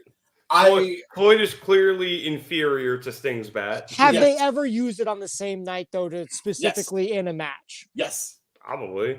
Okay, fair enough. Well, I didn't like it tonight. It's the first time I've noticed. That's absolutely fair, especially because the bat just feels cheap with Jay right now. It just doesn't feel like it's just something that he's going to have until Darby comes back. It's very stolen valor with Jay White, but I will say with Taz, he said earlier in the match, like, Hook's a grown man. He can handle his own shit. I do believe that was the direct quote.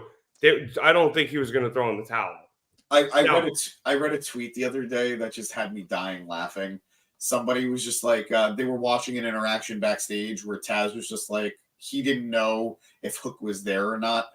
and that it clicked in that person's mind that all this time I've been imagining Taz drives Hook to work because he's his dad, and then he realizes, wait, no, Hook's just a grown man who gets there on his own, and it's very true. I think we've all sort of imagined Hook being like Taz's like backpack, but it's whatever. Taz standing up got a bigger pop than Chris Jericho's existence on this show. Well, yeah. It's true. But, and that is unfortunately the go, but Taz even telling Jericho after the match to get away from Hook was more than I've ever expected Taz to do, because Taz has made it very clear, both on camera and behind the scenes, he wants Hook to be his own star.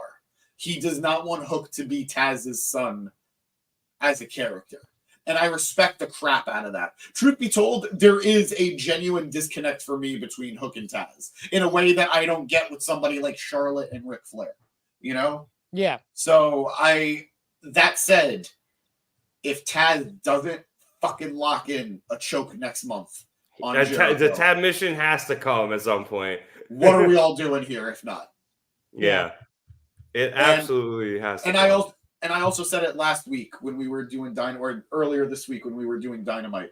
This is all just so Hook could be the only 3-time FTW champion.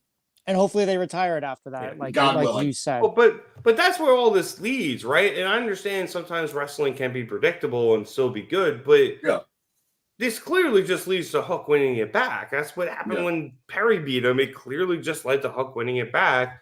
And this time it's going to be Hook wins it back, and maybe Taz helps. I was surprised when Perry dropped it back to him, to be honest. But this time I will not be surprised. Yeah. It is insane to me. Like, I'm not disliking this story. That promo on Wednesday was a little awkward. Yeah. Very awkward. We agreed it's been a little bit rushed. Like, I would have liked to see them in the tag tournament. Exactly. It's been too fast. But the furious. premise I don't disagree with. And I was assuming we're going to the point where, Hook does win it back, and maybe, hopefully, Taz does get involved for the first time in God knows how long. It'd be cool.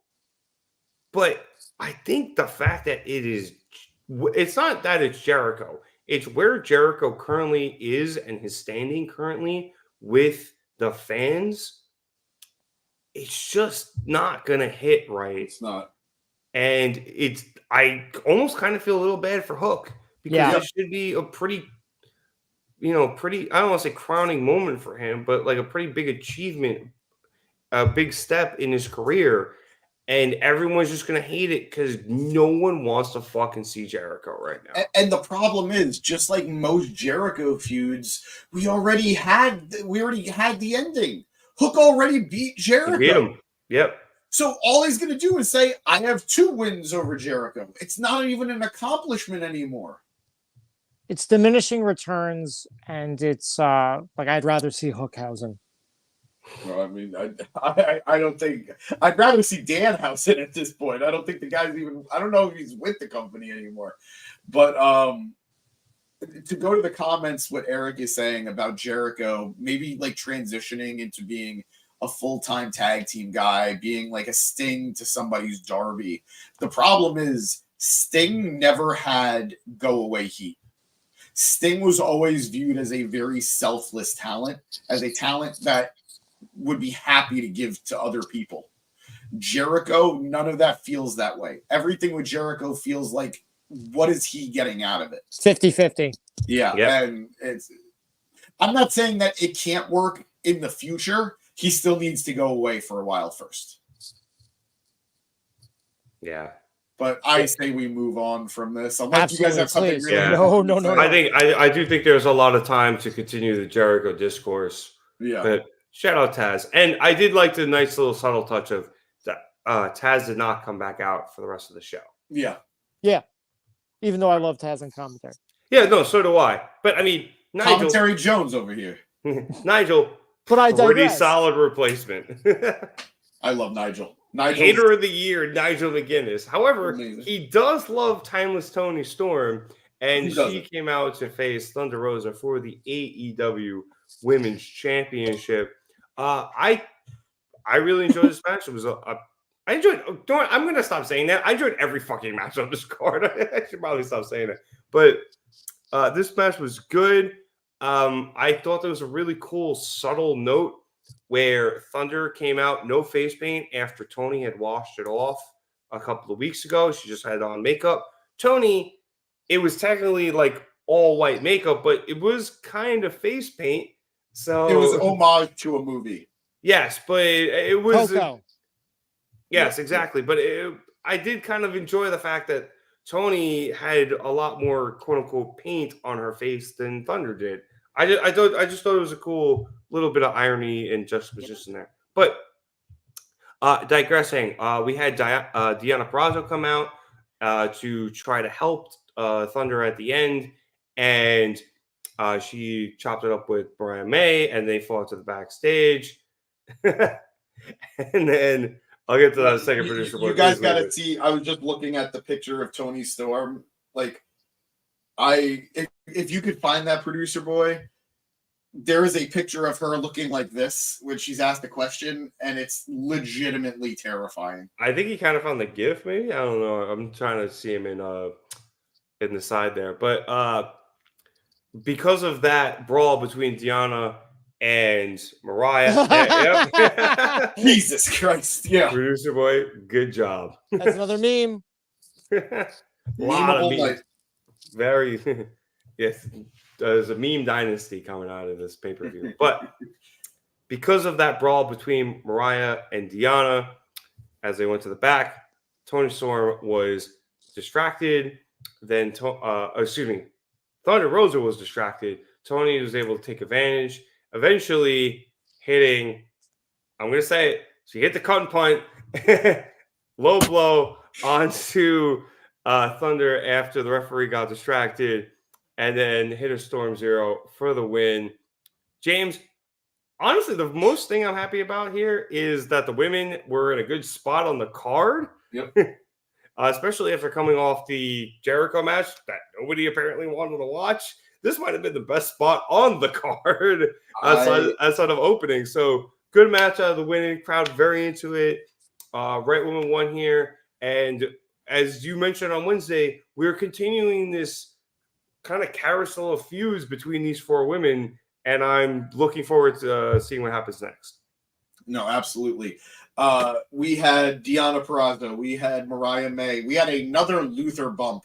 Just great. By the way, this guy is doing more for me now than he did in his entire run so far in AEW. He's earning every penny. Absolutely. I enjoyed the matchup. I know you brought it up. I love the subtle character work with Thunder Rosa barely wearing any face paint and Toni. It wasn't even face paint. It was just some, makeup that they kind of extended out. Like, eyeshadow. Aggressive eyeshadow. and Toni Storm just terrifying me with her makeup. Good match from these two. This was a match we were supposed to have had, over a year ago? Yep. When Thunder was the AEW Women's World Champion and Toni was in line for the title. If I'm not mistaken, when we went to Full Gear in New Jersey, that was supposed to be the match, I think. Yes, and it was instead Jamie Hayter winning. Yes, yeah, which legitimized that was the interim championship. But then when she won it, it legitimized Toni's reign with the belt too. Exactly. Yeah, Tony Khan retconned. Yeah. That was very tough in a sentence. Yeah. He retconned. Tony Khan retconned Toni Storm. Nailed it. Woof. Bravo. You go, Rip. Doing that drunk was not easy. I enjoyed this matchup. I enjoyed both of these women. I think we're probably getting at least a triple threat next with Deonna, if not a fatal four-way with Mariah. And that's where really the cracks are going to start to form for Mariah and Toni. I like Mariah a lot. I don't know that I'm necessarily chomping at the bit for her to be the one to take the title off of Toni, but I would be okay with it if she was. But just great work from all 4 women and Luther, and it felt like a payoff match, and that's big. It felt like a payoff match. So hopefully they continue to ride that momentum. Yeah, I don't see Mariah taking the title off of Toni. I think that happens after Toni loses the title. Yeah. I think that would be the play. I don't know to whom Toni will lose the title to, but I think if anything, maybe Toni loses the title and then Mariah eventually wins the title, and then that causes chaos. But see, I feel like you would have to kind of hot shot it, and I don't know how much I like that, but and I feel like go ahead. You always got Hikaru Shida. I know she's in ROH, but do not besmirch the name of Hikaru Shida. She's the hot shot women's champion. She's the hot shot queen. Matt, I will fight you. That is like the monkey's paw for Rev, because it's like, yay, she becomes a 4-time women's champion, but the title reign's only a week long or something. Like, yep. This tweet saying Toni and Thunder Rosa put on such a good match, and Excalibur and Tony Schiavone talking about some damn who's going to stop Toni. There's no one left to dethrone Timeless Toni Storm. That was the perfect moment to bring out Jamie Hayter, you blah, blah, blah, blah. If she's hurt, she can't come out. But yeah. Even Chris in the comments is asking about Jamie Hayter. And the thing is, yeah, I think she's still hurt. I don't remember what her injury was. I think it was her neck. I think it was I do remember it was very bad. It was not her butt. I'm sorry. Yeah, thank you. I was about to do it. Put him in timeout. I didn't even do it. It wasn't me either. Producer boy put him in timeout. Babyface turn for producer boy. Wait, Eric likes swimming? What a twist. I thought the whole bit was that you and him didn't. Man, look, I do. There is stuff there with Mariah and Toni. Obviously, we'll get there. But like I said, I think they just do it after Toni loses the title. I think that's the play. Maybe like Mariah becomes number 1 contender, and then Toni or she has a no more contenders match, and then Toni costs her, or it's something like that. But I do think that is going to end up being the play. It is curious to see Bonk Chris. I'm curious to see though who does take the title off of Toni eventually. I think Toni does have a lot left in the title reign, so it'll be fun to watch. See, I think she does, but I think she is bigger than the title right now.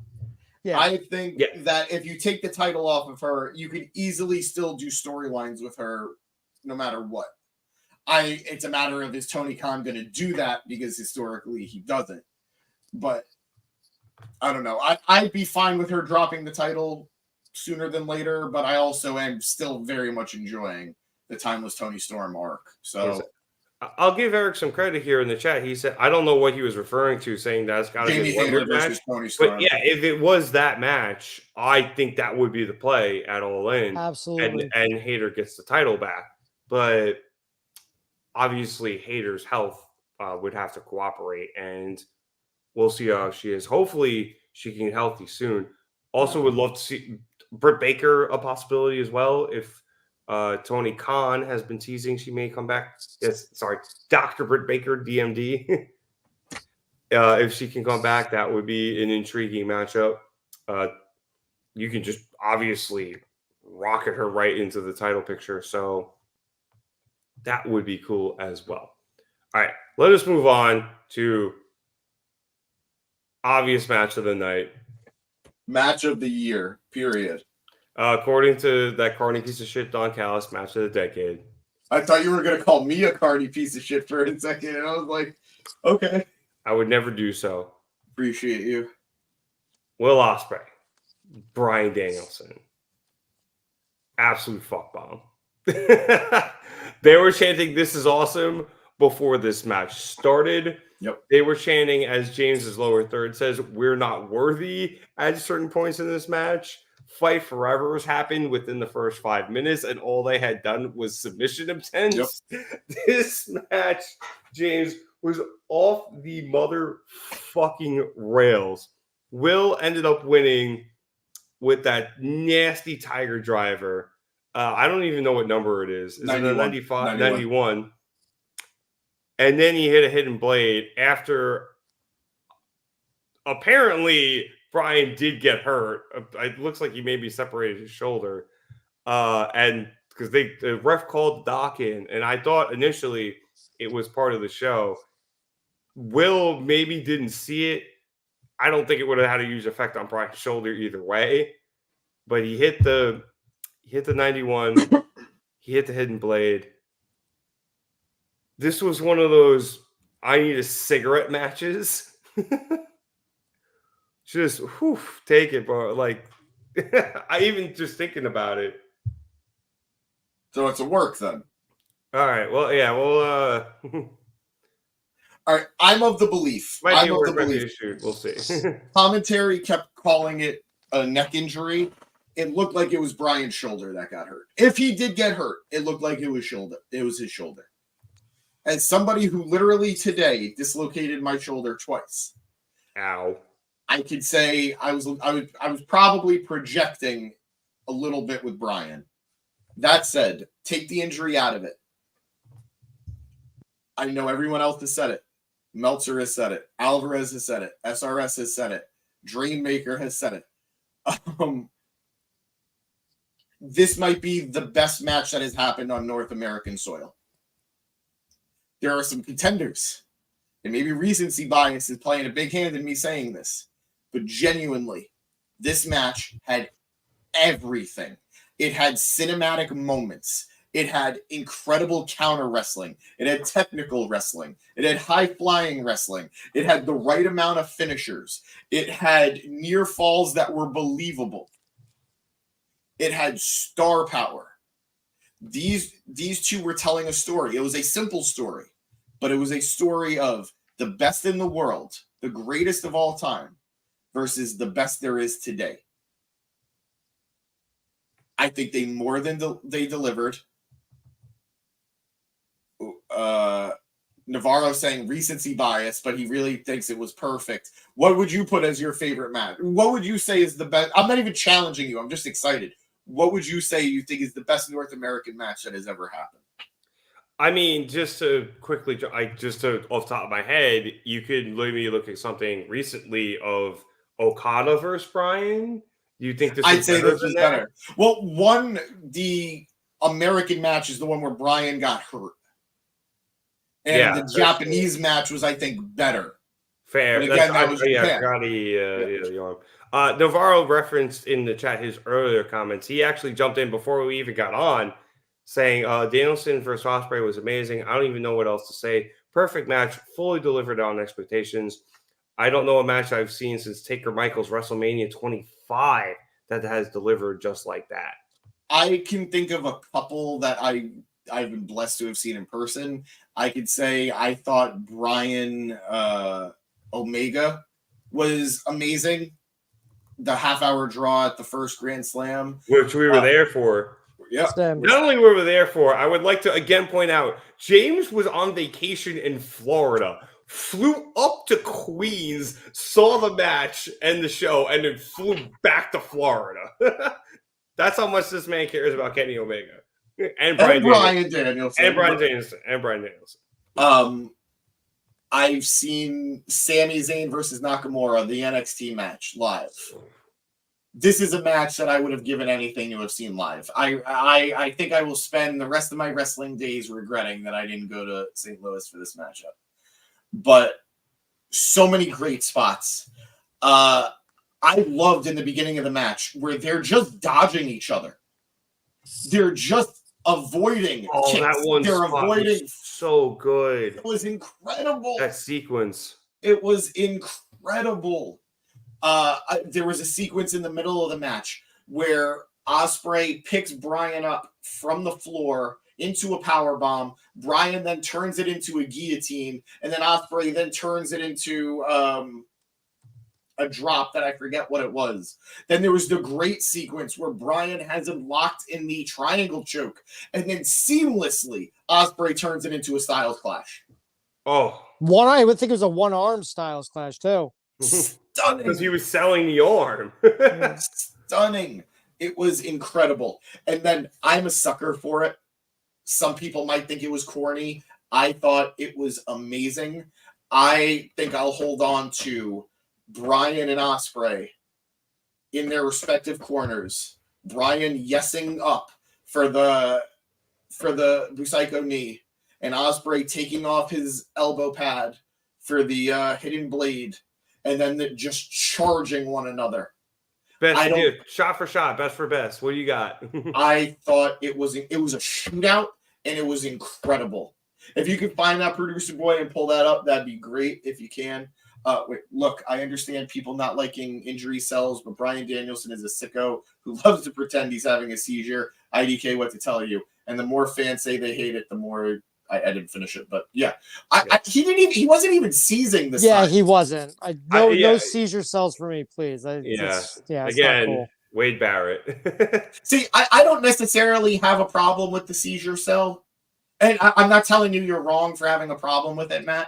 I don't know. I think if I can accept somebody saying, "Oh my God, I'm selling, you broke my arm," I could buy somebody selling a seizure. Like there's a chance he was also maybe trying to just pop it back in by slamming his arm on the ground. I would have to rewatch it. I don't think he seized at the end, Eric. He was kicking his legs. He was kicking his legs and cursing. But I never thought seizure. I mean, if you popped your shoulder out, you'd probably be like, fuck. Yeah, you're flopping a little. Yeah. That's what it looked like to me. Navarro exposing some of my texts to him saying, me and him, they barely did anything in the first 3 minutes, and it was already 5 stars. It absolutely was. I can say, and I know it's going to sound corny, it was a privilege to have been able to watch this match. Oh, I'm sorry. Thank you for putting on Vince Carter highlights. My favorite basketball player of all time. But I think we were all kind of slightly hoping Bryan was going to take the win. But Bryan did the right thing, and Will Ospreay looks like a friggin' star. I don't think there was a better way of putting this kid over. In less than a year's time on AEW television, he's beaten Kenny Omega and Bryan Danielson. That's a huge feat. Also, not just to kind of bring it back, I guess, a little more storyline wise, whether or not Bryan was hurt, legit or not, Ospreay went to check on him. And I do think that does kind of clash with the whole Callis family ethos, so to speak, where Dom would probably like to see him go kill Bryan at that point. So I do think whether or not that was a shoot or a work, that could come into play after we saw Will get pretty pissed off that they try to jump. I forget who Will faced. Claudio. I think, it was Claudio on Wednesday. So I think that can play into what happens in the future and maybe getting Will, possibly Fletcher, out of the Don Callis family. Matt, you've been a little quiet on this match. I'm sure you have plenty of thoughts. Match. He thought it was terrible. He thinks Bryan Danielson's overrated. He thinks Will Ospreay is a spot monkey. He hates it.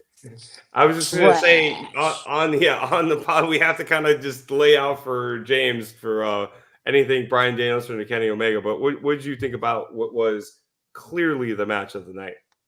Oh yeah, man, it was awesome. There was so many cool spots. I mean, the Os cutter on the apron. Oh, I forgot about that. That was so nice. Great spot. Yeah, there was interesting. Like he hit the hidden blade like off the apron, and it looked like there was going to be like a ref bump, and there wasn't. I was like, okay, cool. Yeah, this match definitely doesn't need a ref bump. That's for sure. I really like how commentary pointed out that he is so accurate with that hidden blade that he did not hit the referee. Yes. Yeah. Good point out. I thought that was a really cool spot, man. Yeah, no, that's why I wrote it down in my notes. The Busaiku knee, I think Bryan hit 2 of them. Like the first one I was grinning, and like the second one, like my eye just like lit up. I was like, I fucking love this, man. And like it's such a great move. And I know he's not winning this match. Like I was pretty positive, but I'm just like, I'm just enjoying him just kneeing the shit out of this other guy. Eric found this the yes versus hidden blade spot. Yeah, like this was very cool. It's tough because like Bryan, had him in a position where like obviously he wasn't turning the right way, so he's not going to hit him with the psycho knee from behind. But it's still, I just don't like situations like that where like you kind of look like a doofus for letting the guy get up just so that he can like hit you. It's not the end of the world because it was still very cool to have that standoff. I thought it was almost like Clint Eastwood, whoever has the quicker draw, whoever was faster was going to hit their finisher. Yeah. And Will was faster because Will has been saying, I'm younger, I'm faster, I'm stronger, I'm better than you. And Will proved it right there. It was shot for shot, your best shot against my best shot. Who's got the quicker draw? And Will won it. And that's why I liked it. Yeah, me too. As James said, it was maybe a little corny, but that was the story for it. Yeah, agreed. I know I got what it was, but I maybe would have liked it better if like Will was the one who set it up. Like I'm gonna hit you. Like oh wait no, like Bryan goes to the corner and then they do it. So you know what I mean? It's like kind of Will like does like the admirable thing and it ends up paying off instead of like backfiring, which essentially is what happened to Bryan. And so it's not a big deal or anything. That's just like a personal preference for me, but still an amazing match overall. Can't think of a time I've seen a better match. Certainly not recently. So match of the night and quite possibly match of the decade, like that carny piece of shit Don Callis said. Navarro is in the chat suggesting some other matches. He was asking, did Kenny and Ospreay happen in the USA? So the first match did. But again, that's another example of I thought the second match was better at Wrestle Kingdom. Oh. Wait, no. The second match was at Forbidden Door. The first match was at Wrestle Kingdom, and Kenny won the first match. Oh, that Wrestle Kingdom match was sick, though. Yeah, that's the thing. I gotta remember. I think I remember liking the Japan match more, but their American match was amazing as well. Also, Navarro bringing up Kenny Vikingo. I like that match too. I don't know that I'd put it on the same level. Like that was an A tier match. Kenny Ospreay was like an S tier match. This was an S tier match, I think. But all great choices. I'm not going to tell you you're wrong for saying that you thought that was your if that was one of your favorite matches. Just absolutely amazing wrestling. Oh yeah, those are all so good. I hope he gets Kenny back. Yeah, I was going to say we wish Kenny, well, and hopefully he can get healthy soon. I miss watching him wrestle, man. Me too, bro. Like I'm good enough with him, doing interviews and getting playing video games while he's trying to get healthy. But man, if honestly at this point, I'm just hoping he can get back into a ring. Apparently, that diverticulitis took a lot out of him. Apparently, so bonk. That's not even a bonk. That's just right. Also, yeah, Navarro in the chat. So fucking happy how back wrestling is. Yep. It's like the 90s all over again. But better. Rangers got a shot at the cup. Knicks are back. OJ Simpson is in the news again. And wrestling is fucking in the mainstream. It is the 90s. We are back, baby. And Tupac put out a diss track the other day. Jesus. We're back. Back in the New York groove. It was a super late move by Drake, but we're not talking about those feuds on this podcast. Let's move on. Put it on hold for everything with Eric. Denise, who I'm rooting for you, by the way, Denise. I know you're not watching, but so many people gave you shit last week, and they're fucked up for it. But all right, put up the tweet again, producer boy, please. Nice or not? Nope, he already went away from it. Yeah, no, I saw that too. Ospreay helped Bryan to the back, and then he was seen by medical officials. Yeah, so again, still working that out. But which move did what's his name Ospreay say he was retiring? The Tiger Driver. The 91, the Tiger Driver. All right, that's fine. Yeah, considering how many other fucking cool moves he has, I'm fine with the Tiger Driver going away. Even if he didn't hurt Bryan, it feels like it's something that could potentially hurt somebody in the future anyway. I thought he murdered Takeshita with it. I thought he murdered Kenny with it. Yeah, exactly. Attempted murder. Yeah. I say Navarro's got your back on Denise there, James. Yeah, no, great minds think alike, Navarro. Yep. All right, let's move to the tag match. Yep. A lot of clicking. All right, so the tag match. Actually, before we do, Rev, what did you think of the match? Of the Danielson Ospreay match? Yeah, man. Like, we got to talk. I want to hear your thoughts on it. Has it been more than 4 hours? Fair enough. No, I gave my thoughts. It was insane. Like, it was absolutely.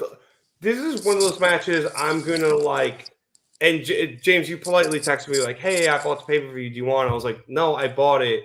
A, because I'm willing to give AEW my money, and B, I at some point am gonna go back and want to watch one of these matches. And even though it's not the WWE Network, if you own the pay-per-view, Bleacher Report will at least let you go back and watch it. This is one of those matches I'm gonna go get drunk in the middle of the night, and be like, I'm going to go watch Ospreay versus Bryan Danielson and just watch it again. And that's how I know it's a good match. If I want to rewatch it in like a year, it's a good match. So I was thrilled. I purposely put away my phone for this. No, I did too. I tossed my phone aside because I didn't want to be distracted during the I texted Navarro like a couple of things and I was just like, no, I gotta stop. All right, let's move on to the tag match, as you mentioned, James, which saw the Young Bucks going up against FTR in their fourth match of all time for the AEW World Tag Team Championships in a ladder match. Tough spot for these guys, Matt, coming off of arguably match of the decade, or at least according to Don Callis, or like Carney piece of shit Don Callis. I enjoyed it, but we saw what I thought was the inevitable conclusion of Jack Perry returning, costing FTR the match and the titles, and allowing the Young Bucks to win. Again, I said this earlier, sometimes wrestling is predictable, but it can still be good. I like this. I thought it was cool. I think the Young Bucks here have a lot of momentum as the EVPs, and then being absolute douchebags with the titles is going to be a lot of fun. And I like the wrinkle of Jack Perry not technically being allowed in the arena. He got escorted out by security after he jumped through the barricade. So, Matt, I thought that was cool. I thought it was a cool ending. I'm very curious to see where both the Bucks and Jack Perry go from here. Yeah, no, I thought this was great. It seems like Jack maybe missed his mark just a little bit, but it wasn't really a big deal. Also, side note, was that a Sting mask? It kind of looked like it, which is hilarious. I do like that. But go ahead, man. I'm sorry. I think the security sold it great. Like, you know, it reminds me of how Logan Paul in WWE's had like his goons show up and like security like grab the goons, but it's like the most gingerly like, oh, you're not supposed to be here. You should come with us over here. No, don't argue with us. You gotta go. Like AEW guys are just like, yo, what the fuck's this guy doing? And like, you know, like they're on top of him. It was great. And then I feel like Jack Perry also, I could have gotten this wrong, but it looked like he held up 4 fingers at the end. Like it feel like he pulled a Rock where like Rock. He did this. He did that. Oh, yeah. Okay. I thought he was doing 4 when the Young Bucks were doing 3 because they're 3-time World Tag Team Champions. Also, so that's not how you do the Elite, Jack Perry. It's this, not the West Side. No. Kenny's done it like they have done it like this. This before. Kenny, More recently, they've been doing this. But at some point, they used to do this. Gotcha. I thought he just kind of like messed up how like the Rock, instead of doing the 1, he did the gun. So that was just a really good match. I feel bad, but I couldn't stop laughing with Cash flying through the ropes and missing the target and hitting the table instead and crashing through the table. Like, I laughed once, and then they showed the replay, and I laughed even harder. And I'm like, I'm a terrible person, but thank you, Cash Wheeler. You have made my night. It was really fun. Like, I know it's tough because, they had 3 matches, and it's like, do you want to add to it? And I'm like, this was definitely a worthy addition. It was fun. And Jack Perry's on top of the world now. Like, good for him. I couldn't have bet on that this would work out for him initially after the footage had leaked. Because I thought he looked like a chump. But James called it. He said, this is doing wonders for Jack Perry. And it has. And like, the sky's the limit with him. And the Bucks are back on top and they have the tag titles. So good for them. That's all I got. I'm tired. So somebody else talk. Don't worry, we only got one more match after this. Yeah. I thought you made a good point where it wasn't a security, comparatively to like Logan Paul's where they're like being bitches. They sold that as if a random patron jumped into the ring and assaulted FTR. And that's why they physically dragged him out. It just so happened to be Jack Perry. And that's why I think it was cooler. And great camera work, as we see here in the little replay.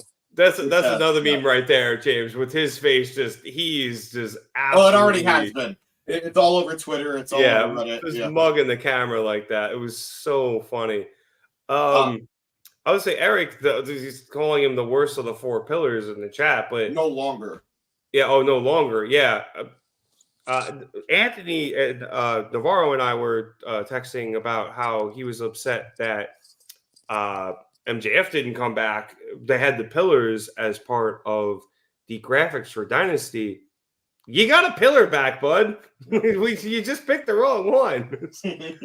Well, it's also weird because like MJF, his group with what's his name? They were Dynasty in MLW, so there was a lot of hype and speculation that MJF would be here tonight. So maybe just pick a different name for the pay-per-view, but who knows? No. Maybe plans changed, you never know. Thanks, Meltzer. That was good. But James, I am so excited for all of this going forward. And I am too. I also, and to the point Matt made that you had previously made, I don't think Perry needed the footage, but it's certainly going to help him. No, I actually have to disagree with you, bud. I think he did need the footage because, quite frankly, I said it before, he was a guy that people were saying he should be fired. He's the reason CM Punk left and went to WWE. Why is he still in the company when he was this big problem? To now, why did this kid get suspended? For that long. What? For that long? Yeah. To his merch selling out? To people being happy he showed up tonight? I think that footage accomplished everything it needed to. It definitely did. Again, like I said, I don't think he needed it, but it propelled him further than I think he would have been without it. Yes, sure. I think that's a better way to put it. Sure. As much as I want to talk about Jack Perry, and I am happy he's here, it kind of looked like the Elite didn't know he was a part of this. It kind of looked like they didn't know, like in kayfabe at least. That'd be mad funny if they didn't.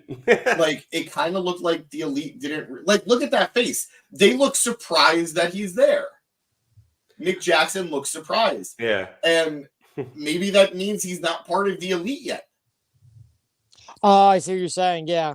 So I think there's some very interesting story developments coming, and it is probably my number one story I'm looking forward to continuing every week on AEW right now. So that'll be very exciting. But I really do want to talk about the match itself. These four men killed it. FTR balled, bled like a gutted pig.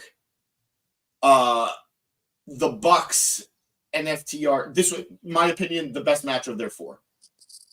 Really? I thought this was absolutely the best of their four. I thought the first match was kind of whatever. I thought it was fine. I thought the first match was good, not amazing. It was good, definitely holding something in the tank. Yes.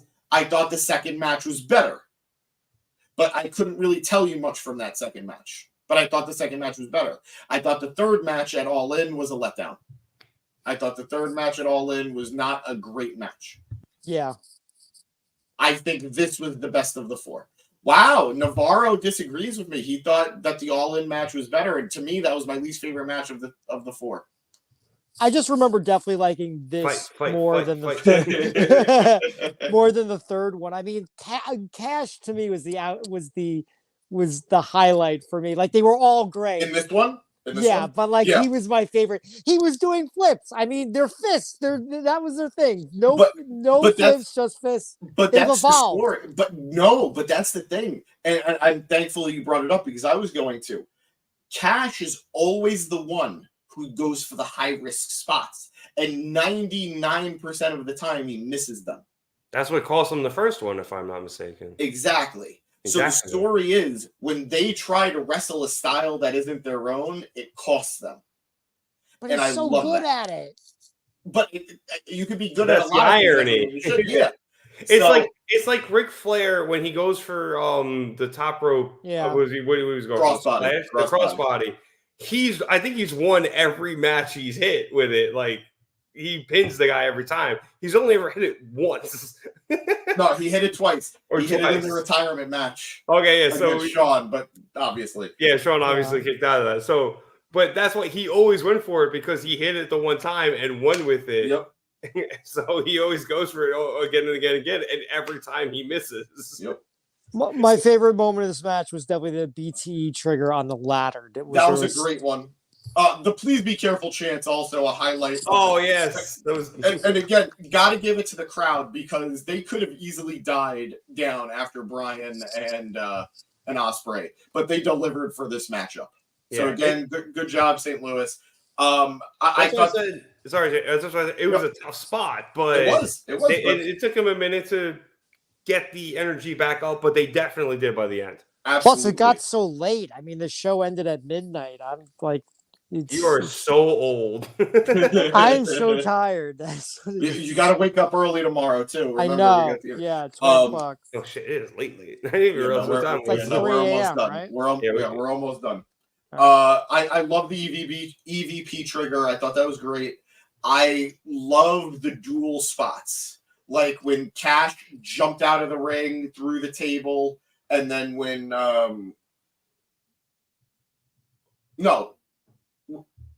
Cash put Matt through the table, and then Nick hit the 450 splash through the table. That was great. Yeah. And then when Cash dove through for the tope and missed, obviously that was really good.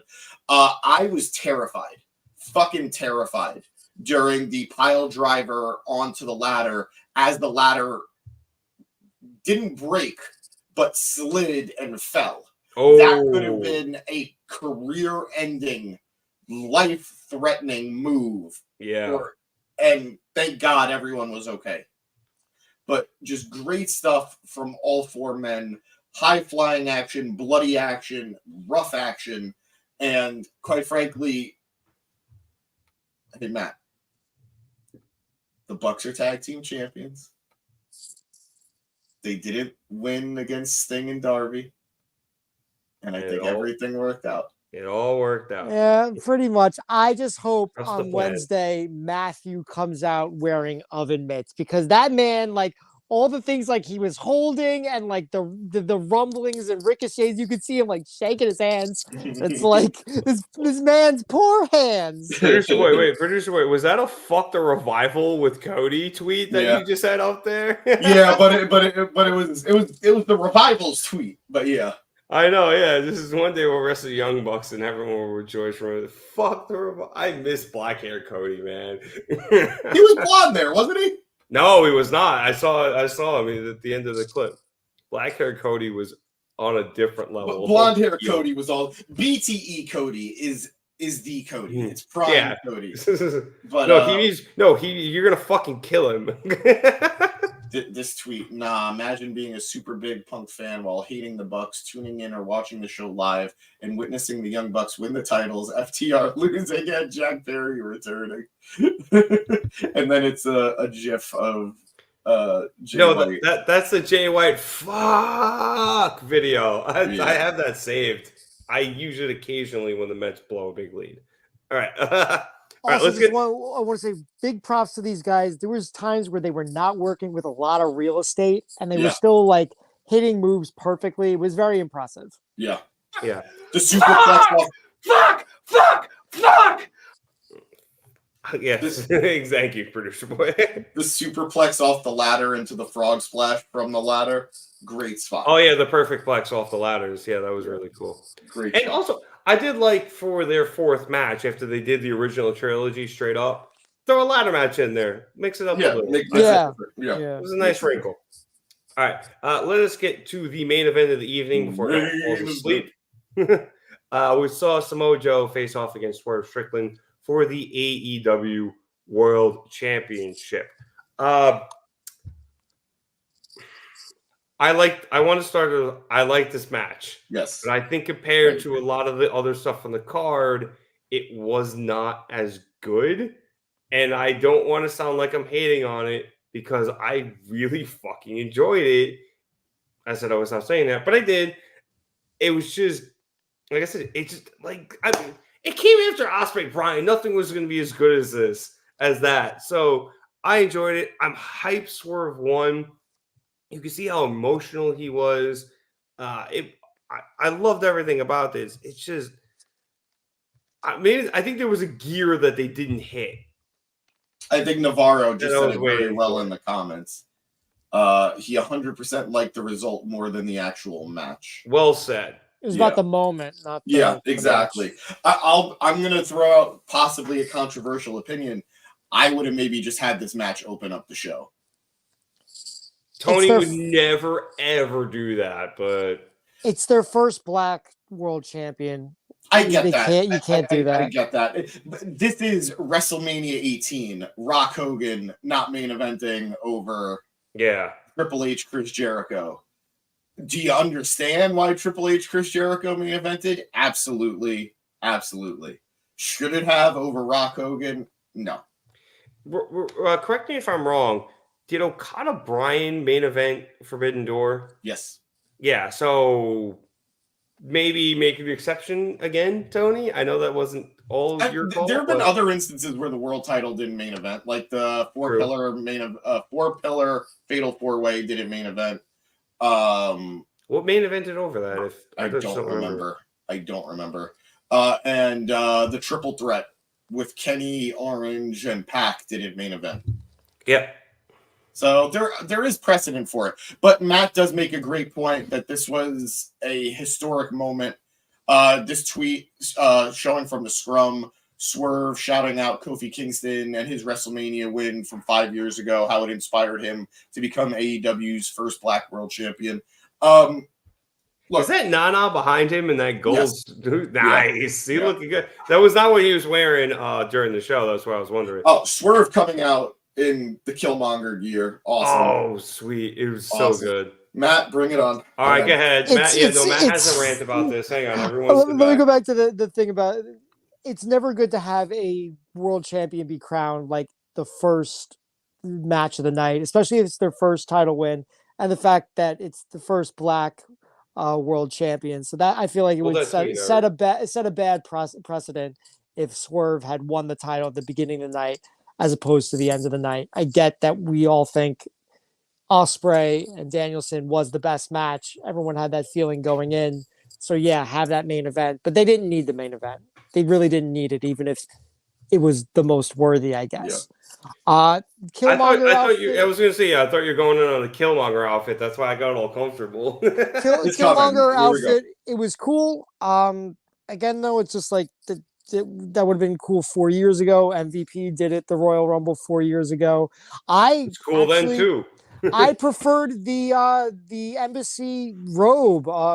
Shout out to Jimmy Rave, rest in peace. His embassy robe, which I thought looked awesome on Swerve. Shame he nice kind of touch as just well. tossed it to the ground as he was getting up to the ring ropes. But what are you gonna do? I get your point, kinda, not really. This was Swerve's superhero moment. That's what this was about. This was about him being a superhero. This was about him being the conquering hero. This was about him claiming what he thought was his. I thought the outfit worked.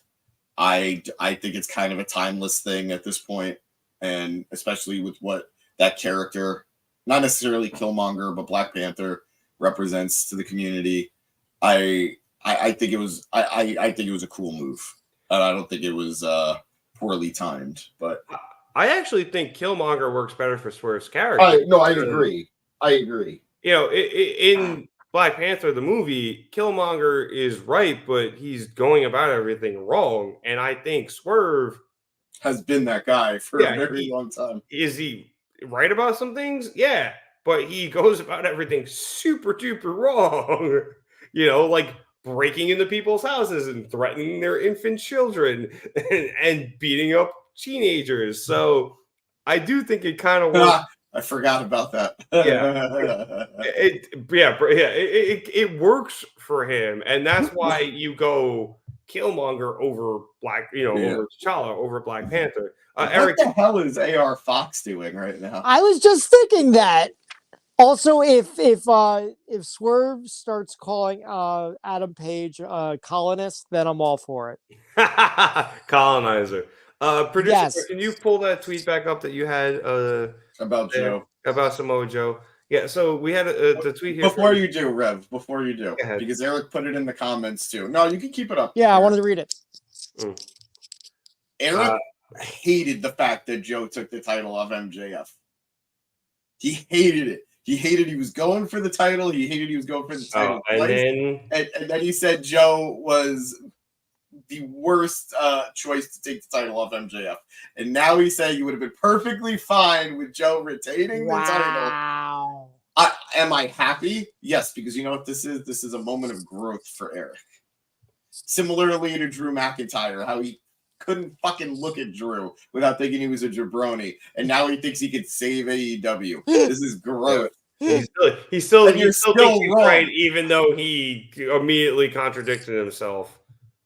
Man would make a phenomenal politician. But could you put that tweet back up, producer boy, if you could? Thank you. So yeah, go ahead. A tweet from Rayon, I think is said, stayed AEW main event division after all the injuries. Made the title feel big, like the biggest prize in wrestling. Gave Hook the best match of his career and put over Swerve in the main event of a pay-per-view. Samoa Joe deserves all of his flowers. That's asleep. Nope, I was just waiting for you to finish. Why are you focusing on me? That wasn't me. Producer boy did it. Samoa Joe deserves, James, all of his flowers for this title run. Well, some people were a little hesitant when he first got it. We thought maybe it would only last a month. It lasted all the way to April, and not the longest reign in AEW by any means, but a very impactful one just because of the transition, as so many top guys are not in AEW at the moment, whether it's injury, they have left, illness, so on and so forth. And Joe was there to be, I hate using this phrase, a pillar, but a stalwart, and be that guy to help them transition into into this newer era where we have new talent rising to the top of the card. So, no, absolutely. Congratulations, Joe. This was a phenomenal run, and it was awesome watching Joe being the champ because I fucking love him. All that's going to matter in 5 years, 10 years, no matter what happens with AEW, it will be in the record books. Samoa Joe was an AEW world champion, and that's all I cared about. He could have lost the title after a month. He could have dropped it in that triple threat with Swerve and Hangman, and all of that would have been fine. But Joe got to help stabilize the company when they needed it. It proved that the roster is deeper and more stable than people are willing to give it credit for. Sure, they could have gone to somebody else. They could have gone to a John Moxley again. They could have gone to, I mean, I wouldn't have necessarily cried or boo-hooed at Bryan Danielson, but Joe is somebody who put in the work for so long across so many different companies. And if all this was a thank you, it was a long overdue thank you. But it wasn't just a thank you. He proved that AEW can maintain and weather any storm. And that's why we should be thanking Joe for this ring. So Absolutely. If he never wins the title again, that's fine. He did it. He was world champion of AEW. And quite frankly, I do think he's still got some gas in the tank. Not necessarily for another world title reign, but I'm not going to boo-hoo him going for the TNT title again, or for the Continental Crown, or for the International Championship. Fuck it. Put him in Ring of Honor again. I'm fine give with him that anything. world title. He beats Mark Briscoe, and no one's going to bitch. Exactly. Let him be let him be an early defense for Mark Briscoe. You can do that too. Sorry. God bless you. Matt hated that. No, it was just you could have just told me you didn't like my idea. You didn't need to ridicule me like that. I had the strangest, like all of a sudden tickle in my throat. I had just another thought. The triple threat from the last pay-per-view for the world title did not main event that show. So I think it would have been another bad idea for this world title match to not make two pay-per-views in a row, not main eventing. What main evented that pay-per-view? Sting. Yeah, Sting. Yeah. Yeah, no, you're right. You're right. It needed to be this. It's just unfortunate. It happens, and we still had the match. You know, it wasn't like the match got canceled, and you know, like only one match could be on this card. It's either got to be the world title match or the best match of the night. You know, so we got to have our cake and eat it too. Hold up, producer boy, Swerve got his own shoes now. Could you pull that back up? I gotta get a look at these before we end the show. But A, good for him.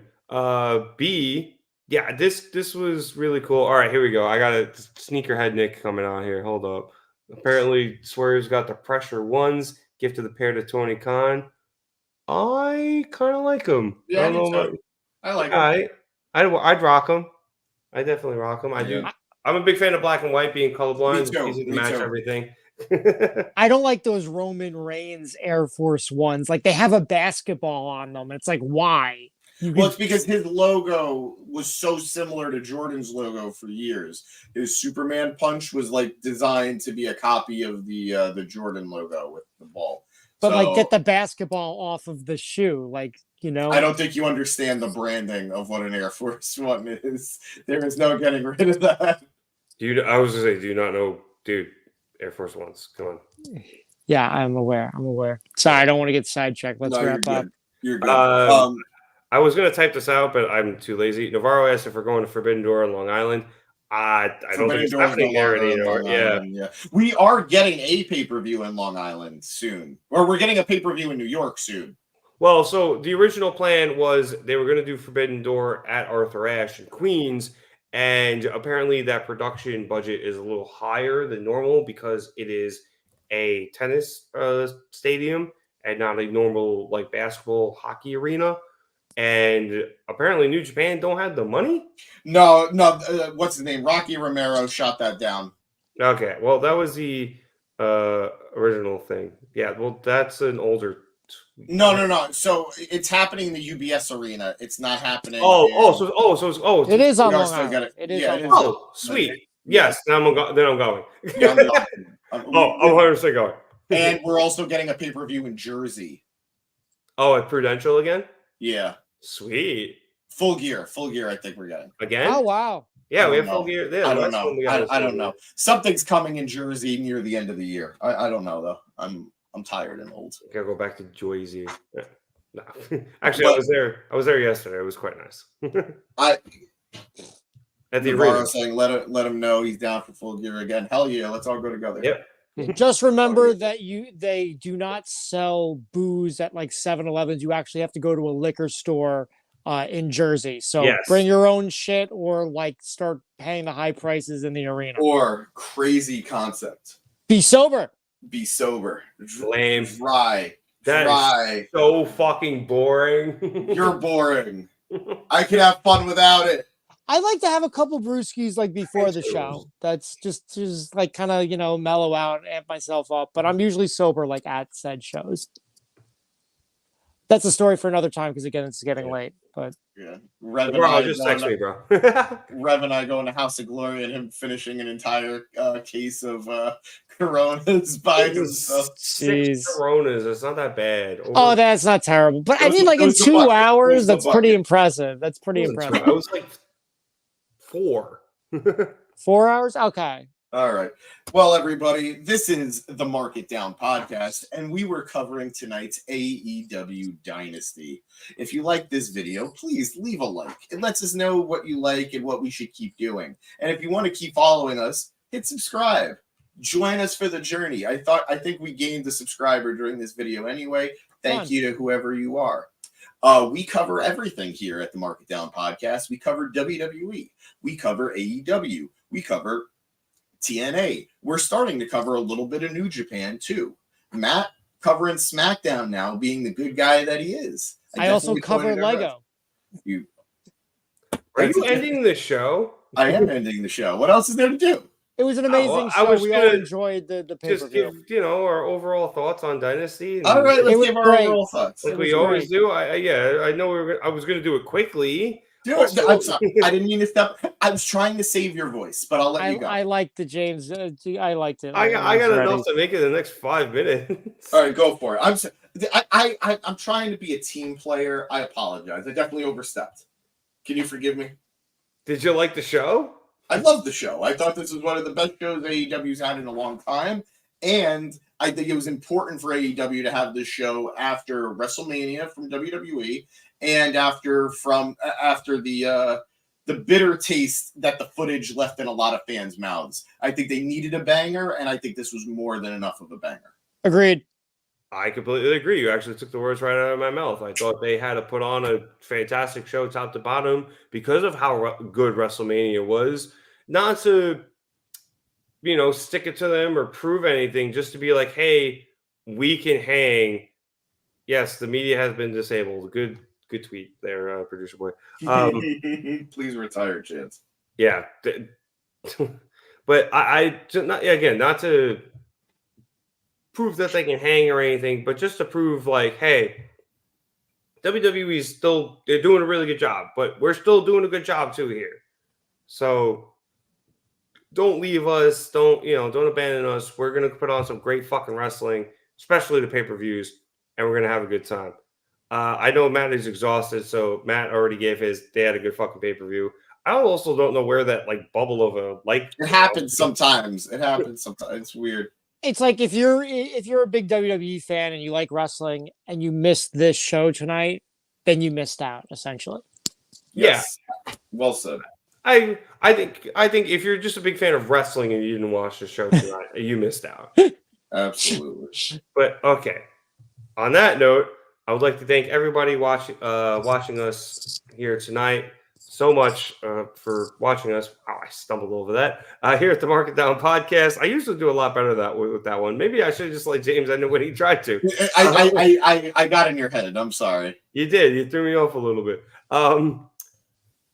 Great move by Will Ospreay there. But we appreciate all of you watching us here tonight here at the Mark It Down podcast. As James said earlier, if you like what you saw, throw us a like so we know you are enjoying what you're seeing. And if you want to see more, you can subscribe. And we will have a lot more for you on the channel. We usually have stuff on Mondays, maybe sometimes with Danny. Also, but for Monday Night Raw, sometimes Matt jumps in there if he wants to. Definitely on Wednesdays for Dynamite because that's my bag and I'm always on that, almost always. Thursdays with the Gym Pack Zone if you're an Not Impact this guy. week, unfortunately. Not this week, but I'm missing Dynamite. I'm missing Dynamite and I'm missing TNA this week. Oh. He's like, I'm gone. Producer boy just threw James out because he's missing shows. F it. I know as James said, we're getting a little more into SmackDown on Fridays, and maybe a little more New Japan stuff as well with Dragoon and James, and maybe me occasionally because I actually do like New Japan. If you want to follow us on social media, you can check us out: Twitter, Instagram, Facebook, and TikTok. If you're here on YouTube, you can check out all the links in the descriptions below. If you want to follow us on Twitter, if you're listening to us on Apple Podcasts or Spotify, follow us there at marketdown_pod.